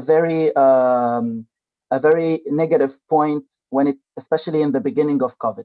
For example, in my university, what we are trying to do now after the lockdown is over, or the major lockdown in March is over, is that we moved to a hybrid way of education, which is trying to reduce the number of students and providing at least 2 touch points or 2 physical touch points for students to feel more engaged in what they are doing and what they are studying.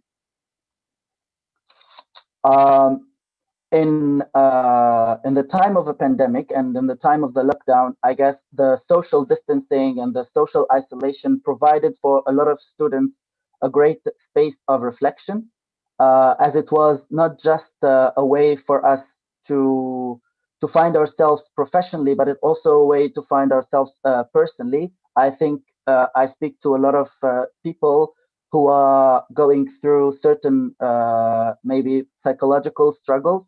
And as I can say, a lot of my friends have found refuge in the physical presence. It was not just important to be present in the classroom for the information or for the studies themselves, but it was also very important to be present as those physical and personal relationships were important in the life of many students in order to have a mentally healthy life. So that part of the COVID made me question many things. As an IT student, I think I was very much drawn into the virtual world even before COVID, but at the same time, I was questioning myself on whether we are ready as a human to actually transition from a physical interaction and meeting each other face to face to actually living our lives. And even that part where we were forced, I guess you can say, to meet people instead of just meeting them. So that was a big question that I was questioning, especially in the first time as I was locked down with only my parents. I was far away. I didn't have access to internet, so I couldn't even study. But at the same time, it made me ask other deeper questions, social and economical inequalities. I have seen in my university and other universities students struggling with all the new ways proposed, not because they don't want to or not because they were too lazy to study, but it was because impossible for them, as we discussed or as many of us already shared before, that there is an inequality in terms of economy. But this inequality, it showed us also that we can no longer speak about poverty just as not having good enough roads in the country or having people who live under $1 a day. It's also these new technologies that might not exist in the country that can define poverty and can define inequality.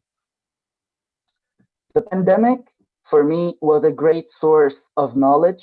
It was a very costly price with the thousands of people that lost their lives to the virus, but it was a great source of knowledge to humanity, because the discussion and the debate for online learning and the new methods of learning has been a topic, I think, in the last years when technologies rose up and the use of technology has risen.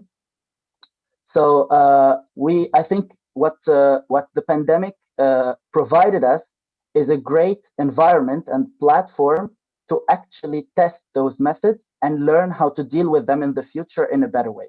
I am someone who's absolutely, as I shared in the first quote, who believe in physical interactions, but at the same time, I believe in trying and testing new methods. And this method of online teaching can open doors for sharing the information, for connecting with many people at the same time, and for eliminating the geographical borders or the physical borders between researchers and students who can actually now work together and learn better how to work together because of the forced situation in the pandemic.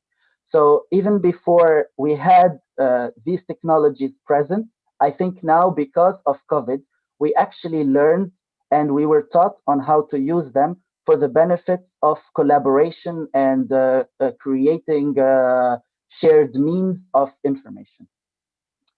In the end, I don't think I will take longer than this. I just would like to say that in the pandemic, there is a lesson that I have learned, which is a reminder of the human brain, of how adaptive it is to the changes. When I see my teachers who found themselves forced to change their pedagogy and way of teaching in a very quick way in order not to stop the process of learning, I believe in the force of humanity to acclimate to changes. When I see students who actually did not stop and went forward in the search of the information and will not just give up easily to the situation they are given, it was such a great pleasure to see my friends just trying to learn more and more things, even though we were struggling to survive in this situation. I was reminded that happiness is only real when shared because of all the time that I spent with my family. In the recent 5 years, I don't think I've spent that much time in the same place with my parents. And finally, I had the chance to. But it raises a question. As a data engineer, I know the power of data, and I know how much it is now. It has a scary side, that is the use of this data and the ethical behind the data that we share. This whole life now, adding to it education online, it's a whole mass of data collected on people. There is a very important side to discuss and to certainly take a look at, other than the quality of education itself, but the legal frames that should be present in order not to abuse this data collected on people around the world. This is, I think, one of the most important things, because I guess we have seen how much the data can influence countries, and we have seen in the United States what data have done in the election. So it's one of the big questions that I have, is how the world is going to the amount of data being collected every day more and more in this context. Thank you very much. Thank you too, Osama, for the great talk. And we can, of course, start a debate from that question, the legal point of collecting data from us in the internet due to the COVID.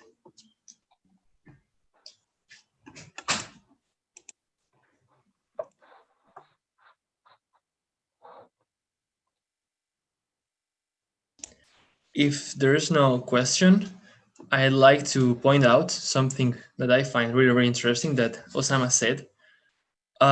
If we as humans are actually ready to the translation to the virtual world, because we are doing that currently, but is it something that we are doing because we can, or just because we are forced to do it? That's a really interesting conclusion that he gave us, and a really valuable one, I think. So I just wanted to point it out. And thank you very much again. Yes, Esma?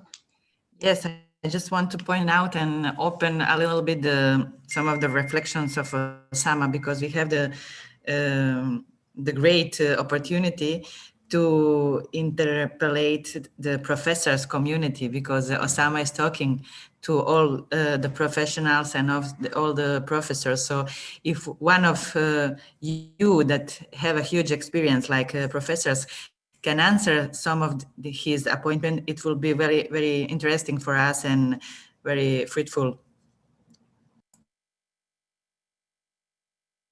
Maybe we can launch this question, my question in French.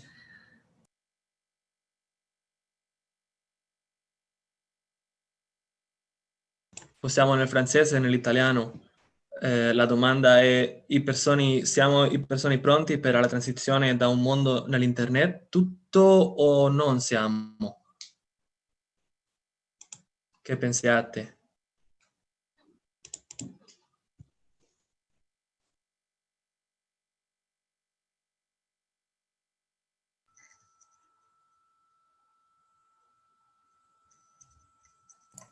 Monica? Yeah, I'm not ready for a world totally in in internet. Internet is very useful and fundamental in many cases, and also in this situation, but I think that it's not the only way to make science. I think that the human contact is again important. I don't remember who said these sentences, but we often say during the conferences that the best projects born during the lunch or the dinner around the table with the food and also other things, other discussions. So I think that we need the technology, but we are humans. We need also human contact, human relationships, and science also is the fruit of humans. So also science need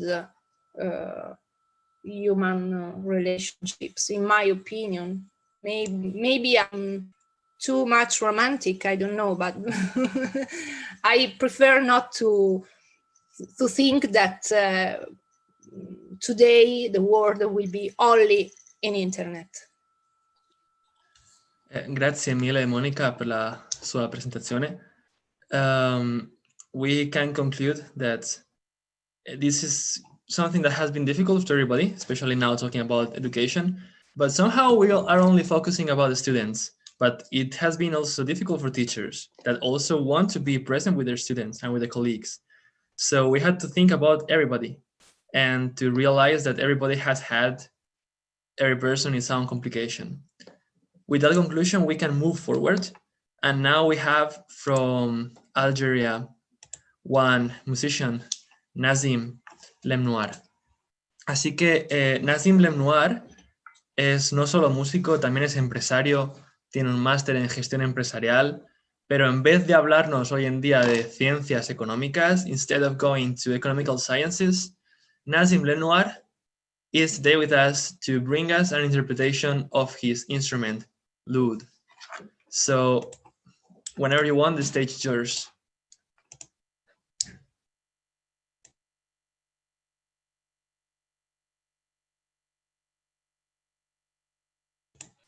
So, Nazim.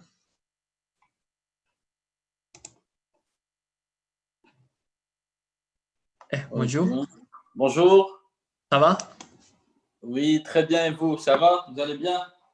Très bien, merci beaucoup. Donc,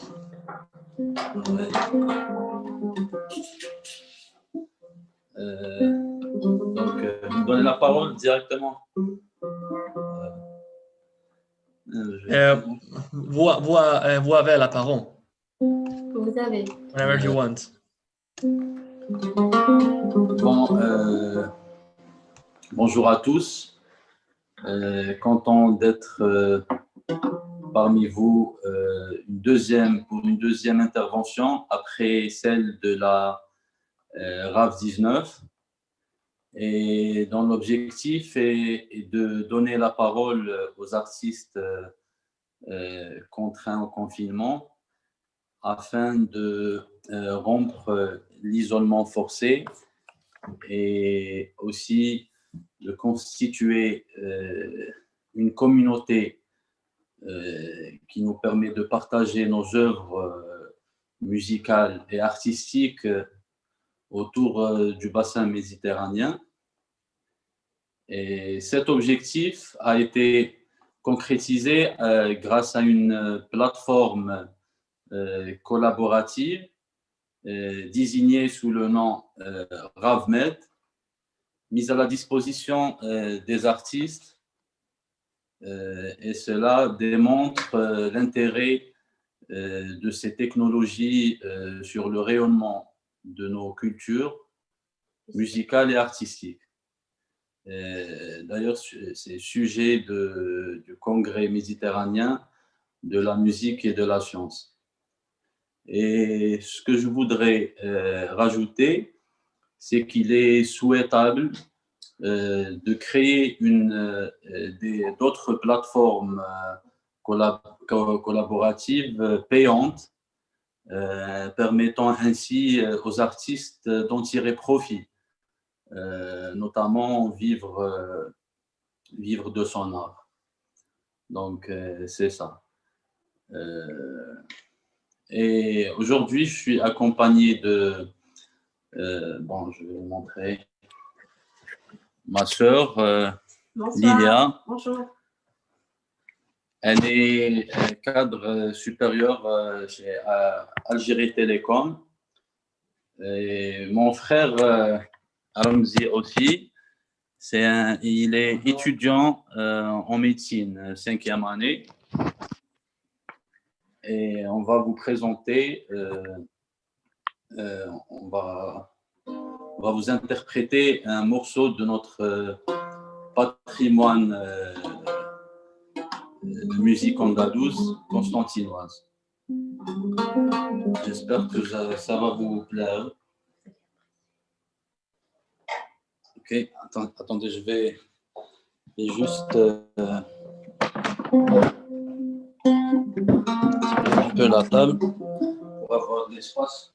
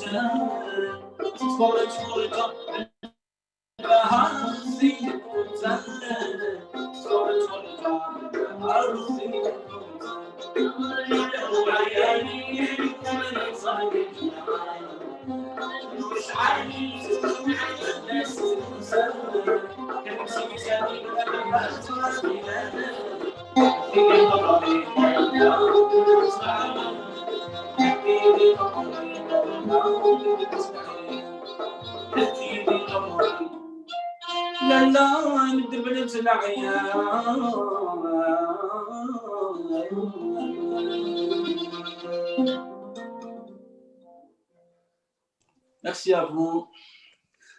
ممتاز يا نزيم، ممتاز. Wow. So I just had to tell you something. If it was so good on the internet, just imagine how good it is hearing that at home with him. Thank you. Merci. Well merci. done. Donc, Now, donc j'espère any que comment ça vous a plu. J'espère qu'on aura l'occasion de faire un autre live. Et puis c'est ça. Merci. Dorian. So we can move forward then. Quindi noi abbiamo ora con noi un professore dell'Italia, il professore Gianluigi Sprindeo. Buongiorno Gianluigi. Io farò una piccola presentazione di te. Allora, infine l'insegnante di musica e mandolinista Gianluigi Sprindeo ci porta dall'Italia un documento audiovisivo che ha realizzato con i suoi allievi. Il professore Sprindeo ha lavorato come insegnante in quartieri degradati, remoti e persino conflittuali e ci offre una panoramica della sua esperienza in questo campo. Benvenuto Gianluigi, il piacere è nostro di avere tu con noi oggi. Sì, buongiorno a tutti, il piacere è mio, chiaramente, grazie per l'invito. Sì, io sono mandolinista e chitarrista, in realtà io insegno chitarra in un istituto comprensivo secondario di primo grado, quindi scuola media, l'età che va dagli 11 ai 13 anni dei ragazzi, un'età secondo me molto particolare e formativa. Insegno in un paesino di Napoli che si chiama Afragola, e insegno nella periferia di Afragola, quindi già il paese di per sé, diciamo l'utenza che vengono da noi, nella scuola è un'utenza mista. Ci sono ragazzi che sono ben seguiti dai genitori, mentre ci sono molti ragazzi che non sono affatto seguiti. Il che non significa granché, nel senso che si può lavorare bene sia con i ragazzi che hanno alle spalle una famiglia forte, che riescono comunque a seguirli nel loro percorso di studi, che nei ragazzi che purtroppo per motivi sociali, per motivi economici, per motivi anche ambientali, che hanno genitori semmai o che hanno problematiche di vario genere, si può lavorare comunque, si può lavorare bene, perché comunque loro hanno questa particolarità che a mio avviso hanno avuto un percorso sicuramente diverso, disagiato, ma il loro livello di maturità sicuramente può essere un gradino superiore invece di un ragazzo che in qualche modo viene protetto, insomma, dai genitori. Quindi si può lavorare sia bene in un modo che bene in un altro. Se si può mandare il video, mi farebbe piacere, insomma, condividere con voi questo video. Grazie. Sì, tu puoi quando vuoi. No, credo che deve essere vostro l'invio, non mio. Sì, Oscar, pasamos al video.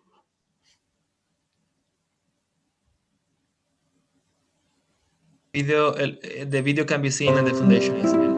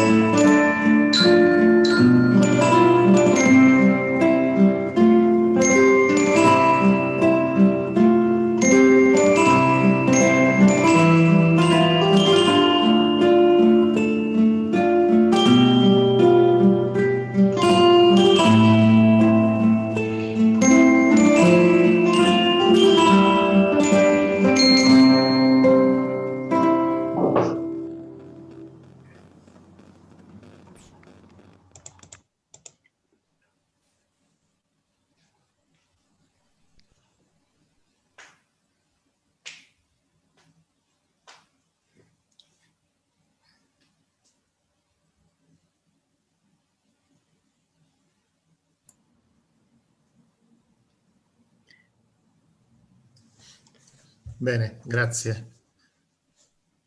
Allora, che cosa dire su questo video? Chiaramente, come è stato realizzato? È stato realizzato che niente, io ho dovuto fare una guida insomma, melodica e armonica, chiaramente, e inviata ad ognuno di loro.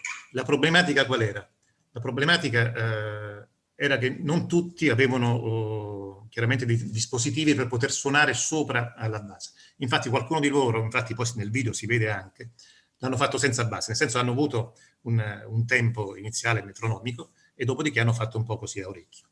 E il che, insomma, chiaramente è stato difficile poi nel montaggio, che noi abbiamo, che io ho usato un programma che si chiama Finalitat, che è un programma che con l'aiuto chiaramente di un collega che è esperto di questi programmi di montaggio, abbiamo dovuto comunque creare degli escamotage, insomma, per poter sincronizzare il tutto, perché una delle problematiche della didattica a distanza è proprio questa, nel senso che la musica d'insieme in realtà non si può fare, è impensabile, a meno che non ci siano piattaforme che io non conosco, ma con le piattaforme che noi usiamo non si può fare, proprio perché c'è un ritardo nell'emissione del suono. Se io suono in questo momento, arriverà leggermente poco dopo a chi ascolta dall'altra parte della piattaforma. Quindi questa, diciamo, è la vera e propria problematica. E se è vero che la musica ha uno scopo sicuramente educativo, no? Al di là del finale, insomma, dello scopo finale, che è quello di imparare a suonare uno strumento, a conoscere la musica, quindi c'è un bagaglio culturale sicuramente diverso, ma se ha uno scopo educativo, che chiaramente è formativo per il ragazzo, la musica d'insieme ha un ruolo molto, ma molto importante. E questo è un limite per la didattica a distanza. Con la musica d'insieme, stando in un gruppo, si imparano tante cose, si impara il rispetto, la condivisione, la socializzazione, si impara anche a stare insieme veramente come forza, nel senso che ognuno può esaltare l'altro. Ci sono momenti di anche di momenti di parti solistiche di alcuni di loro, dove chiaramente vengono incitate anche dagli altri. Questa è una cosa bellissima. Una delle cose che io dico ai ragazzi miei, chiaramente questa fascia d'età dagli 11 ai 13, dice: voi studiate musica non per diventare necessariamente musicisti. È chiaro che avrete un'idea della musica sicuramente diversa studiandola, però quello che a voi rimane è l'esperienza unica, no? Unica che altrove forse probabilmente non si riesce a fare. Quello di suonare insieme, creare qualcosa come unico obiettivo tutti quanti insieme. E questa è una cosa sicuramente bella. Dall'altro canto invece, quando poi c'è la lezione, perché noi facciamo lezioni chiaramente frontali, anche quando siamo in presenza, con la didattica a distanza si può fare, è una cosa che secondo me è fattibile, perché in quanto insomma noi siamo abituati ad ascoltare musica, insomma ascoltiamo un CD, ascoltiamo delle cose, possiamo dare dei giudizi e chiaramente anche nella lezione possiamo ascoltare l'esercizio fatto dall'alunno e poter chiaramente dare dei suggerimenti, delle modifiche. È chiaro che sicuramente, se devo dare un giudizio personale, la didattica a distanza non può sostituire la lezione in presenza. Questo è inevitabile, per vari motivi, perché comunque c'è uno scambio anche emozionale, no? All'interno di una lezione. Ci sono tante cose che una piattaforma, un computer, una webcam limita inevitabilmente.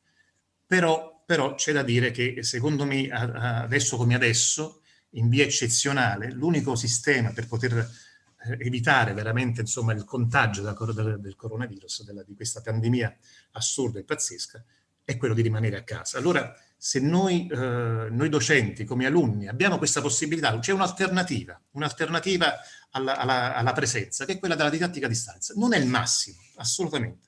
Non è neanche condivisibile per pensare che per sempre potremo fare questo no.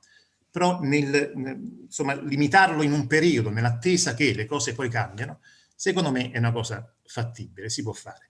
Con la didattica a distanza, diciamo, frontale, no? Con il ragazzo singolo, si possono fare tante cose. Innanzitutto, vabbè, io personalmente, per esempio, avendo dato già in precedenza libri, insomma, appunti sui vari esercizi, sulle varie cose, io seguo da parte mia quello che lui fa e in automatico lui me lo fa sentire. Nel caso ci sono degli errori delle cose, io posso tranquillamente rifarglielo sentire io da parte mia, e quindi c'è uno scambio comunque di idee. E quindi questo secondo me potrebbe essere un'alternativa momentanea, ma sicuramente fattibile, assolutamente. Io forse non vado un po' contro quello che dicono gran parte dei miei colleghi, che c'è bisogno di ritornare a scuola. La scuola è sicura, perché comunque si è pensato, insomma, tutta una serie di precauzioni. Questo è verissimo, però c'è anche da dire che ci sono scuole e scuole. Sicuramente la mia scuola è una scuola dove comunque c'è molta attenzione all'interno della scuola. Fuori dalla scuola questo purtroppo non avviene.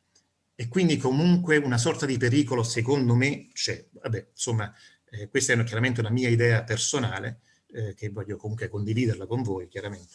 Però bisogna stare veramente attenti. Quindi io vado controcorrente, nel senso che io penso che attualmente dobbiamo comunque rimanere a casa e dare spazio invece a quei lavori dove è necessario che devono necessariamente uscire e andare a lavorare, insomma, in presenza ad altri posti. Ma noi docenti, come gli alunni, potremmo stare tranquillamente a casa. Chiaramente sono dei danni sia per il docente che soprattutto per gli alunni, perché questo abbiamo limitato tante cose per i loro ragazzi. Però è un caso eccezionale, quindi secondo me potremmo, insomma, pensare di continuare in questo modo. Quindi diciamo che la mia esperienza sulla didattica a distanza non è assolutamente negativa, tranne che per la musica d'insieme, che io la metto sempre al primo posto, perché quella secondo me è più formativa di altri. E in quel caso, vabbè, non è proprio fattibile. Non è proprio fattibile dal punto di vista della distanza.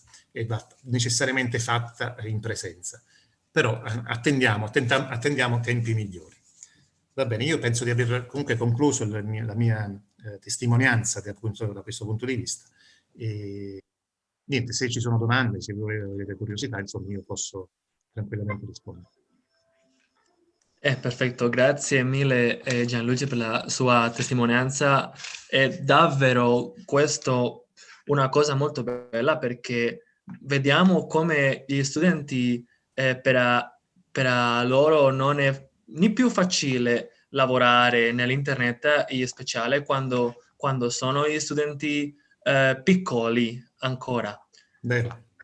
Perché noi non siamo piccoli, noi non possiamo imparare con la velocità l'informatico, però gli studenti quanti anni hanno? Dagli 11 ai 13 anni. Vediamo che questo è una molto difficile cosa, allora la mia felicitazione per voi, per la scuola, perché le mie congratulazioni sono per voi. Grazie. Allora io farò un piccolo commentario in inglese perché possiamo tutti comprendere e quindi andiamo alle commentare, alla discussione. Va benissimo.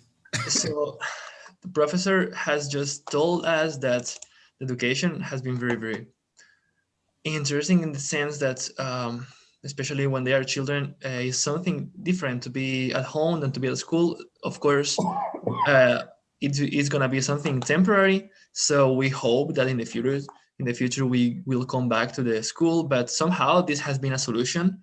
So to set on the table the topic that we can still start talking about, how much do you people here think this solution of doing everything online? Let me just point out the question. I'm looking that everybody has told here about education. So somehow the most important thing for us is education. La più importante cosa per noi è l'educazione e non è questa una cosa difficile da intendere perché l'educazione è l'inizio di tutte le cose.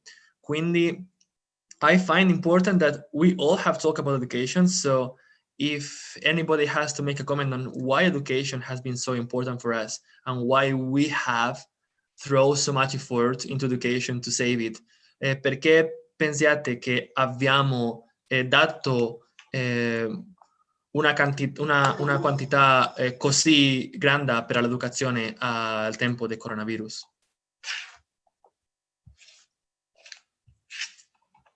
Yes, Osama, you've got the word. If I got your question correct, you are talking about the importance of education, right?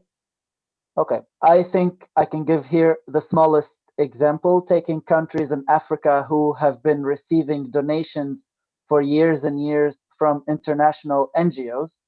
That was a temporary solution, if we can consider it even a solution. Those nonprofit organizations feeding empty bellies of children or even of their families was just a certain resolution of something that will not result in anything in the future. And when some countries started focusing on education and providing the tools and knowledge for their younger generations to learn, that was when those countries were able to change and to grow further and out of maybe even problems, mentioning Ethiopia, who have a lot of now growing economy, and education played a major role in that. So I think countries, when faced by this coronavirus, was also the same reaction. The first thing that we need to save is the thing that is fundamental or considered one of the most fundamental pillars of society. And that was the thing that needed to be saved. And the focus went there in order to keep the balance, I guess, of society. Thank you very much, Osama. The translation is going to be done, so you can read it in the chat whenever the answer is coming.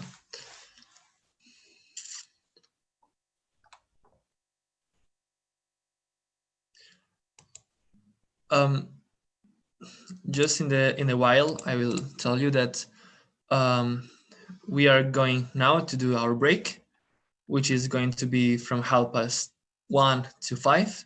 So at 5, you connect here to the same link. You can watch us again in the YouTube, in the streaming. So just translating the comment of Osama, perché è interessante vedere che l'educazione ai paesi africani ha scritto un'altra cosa che ai paesi, diciamo, in Europa, perché l'aiuto che è arrivato ai paesi africani non è la stessa aiuto che è arrivato ai paesi di Europa. Quindi possiamo domandare, penso,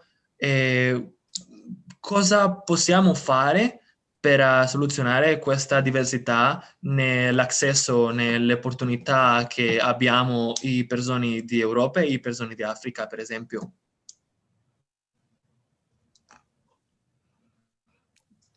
Tenemos un comentario de Zino también, y me parece que la profesora María Doncelli quería hacer un apunte después. Ah, perfecto. El comentario, ¿Zino? ¿dónde lo...? Ajá, Zino.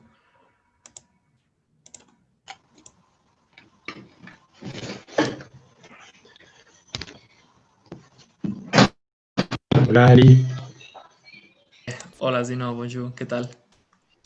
bonjour.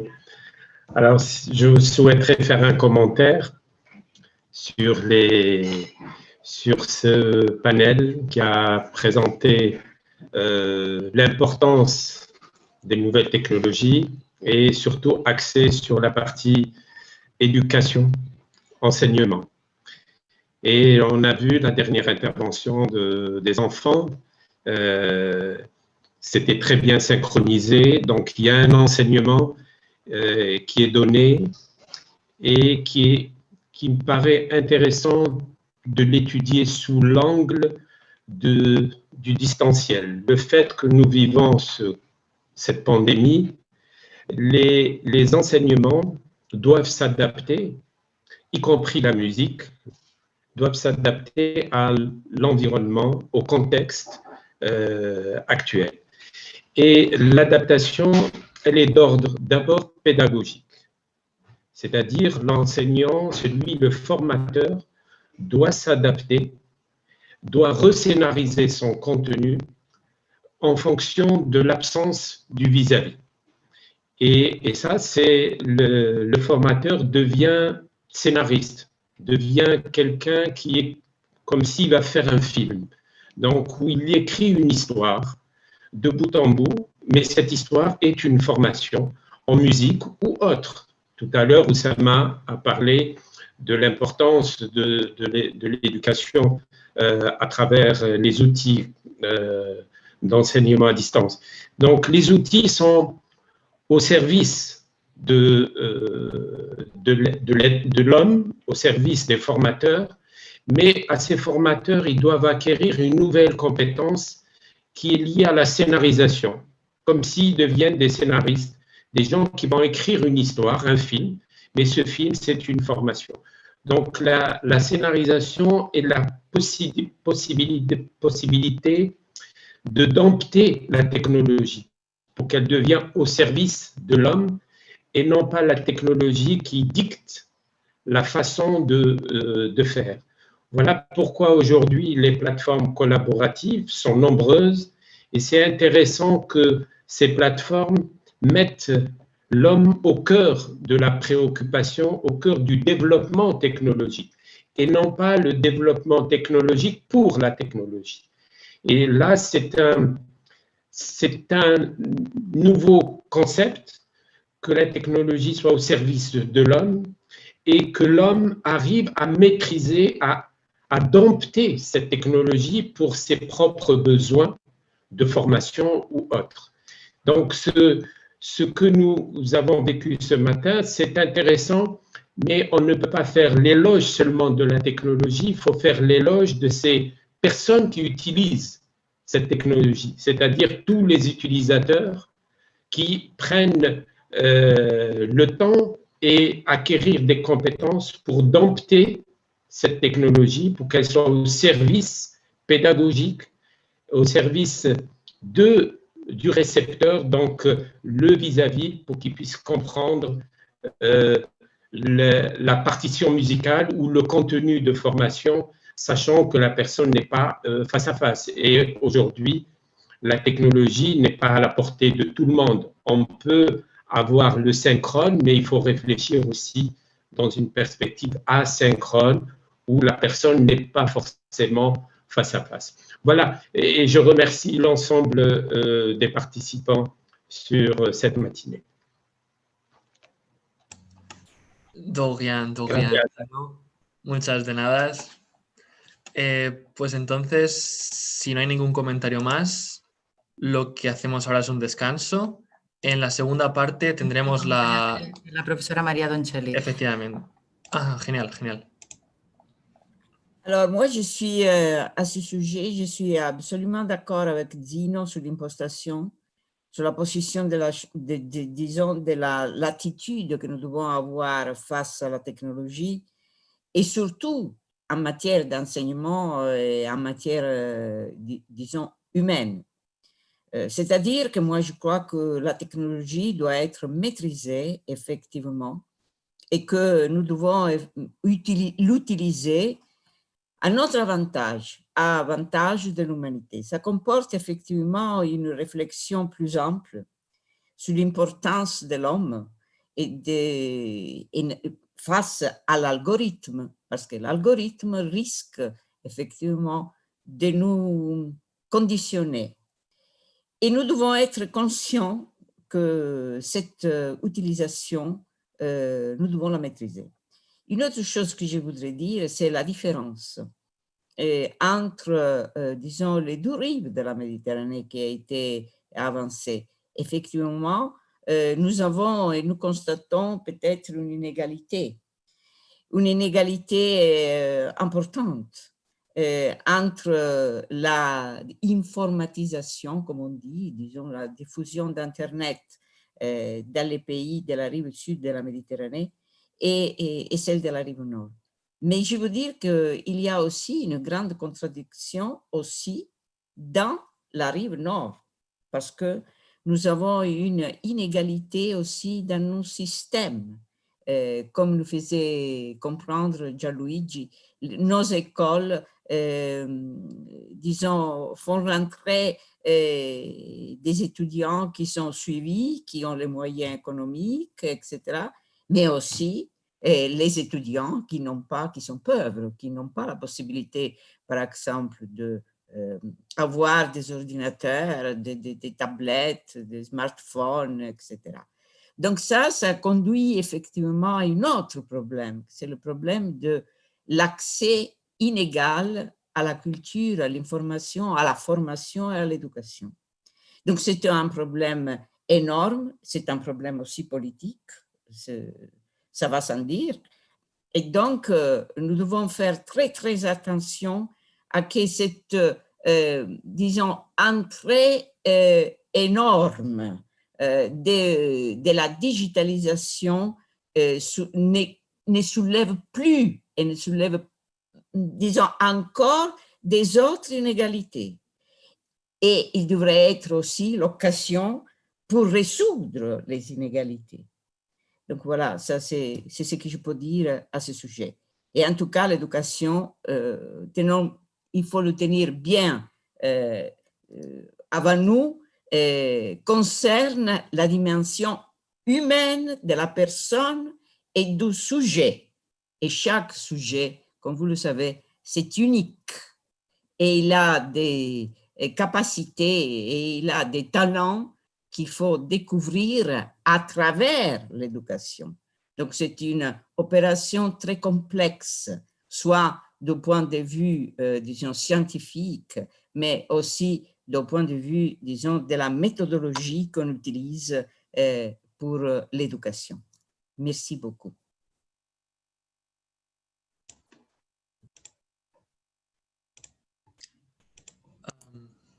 Any comment? Anyone wants to add something to the interesting point of view that have been put on the table by both Zino and Maria Doncelli? Sí, Euripides. Welcome, Euripides. Good evening to you all. It's going great. I've been following since some last minutes.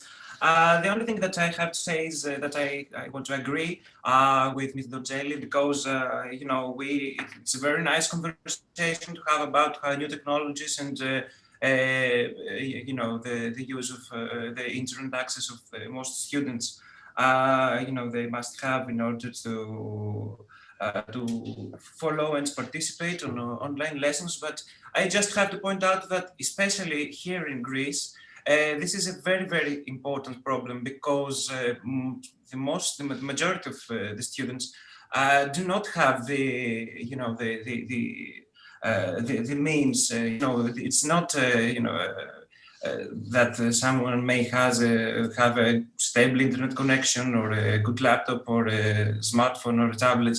That's a great problem, because there are not always present the technical means. We must not forget that especially here in Greece, some people are under they're in poverty, actually, because their incomes have huge problems, especially now with the pandemic. And I just have to point out that it's very nice to talk about how the new technologies have to be incorporated in the pedagogical process, but we must not forget that a big number of students, they don't have the necessary tools in order to be able to participate in this. Yes, Esma? Thank you so much. I just want to ask to the opponents, especially to Mr. Euripides, who is joining us. He's scheduled to this evening at 5 p.m. to be with us, but I think he has to make a little change, and maybe you would like to make your opponents now, or it's okay for you to at 5 p.m. Yeah, I think that it should be better, because I have to do some final touches to my presentation. Yeah. Is it okay if we keep it at 5 p.m.? So at 5? Because I can speak now. Yeah, but my presentation has one or two things to clear out yet. Great, so no problem. Is it fine to keep it as it is? Oh, yeah, thank you very much. Yeah, it's fine. Good. Great. So then, any comments? It's something interesting. The presentation of Gianluigi, la presentazione di Gianluigi ha dato a noi molto dei commentari, dei messaggi, quindi questo significa che ha scritto una molto buona presentazione, perché ha aperto di alcuna maniera il coro di noi. So with this thing, and if there's no comments, just to mention something for the next session, we're starting at 5 o'clock in the same link. Again, those who are following us from the social media, from Facebook, from YouTube, can watch in the same link, in the same place at 5. We will start with the presentation of Euripides Beko from Greece, and then we will have the closing ceremony. Margarita Belinchon, who is director of the Natural Science Museum of Valencia, will give a talk to us, and then we will have music from two Spanish composers. Well, one Spanish composer and one cinema director, Ferrer Molina and Vicente Tamarit. And at the end, we will have the really closing ceremony on the hand of Maria Colomer Pacheco, who is the president of Mostra Viva del Mediterrani, the organization that has helped all of this to be whole. So see you all then at 5. Have a nice rest, and looking forward to seeing you again. Bye-bye.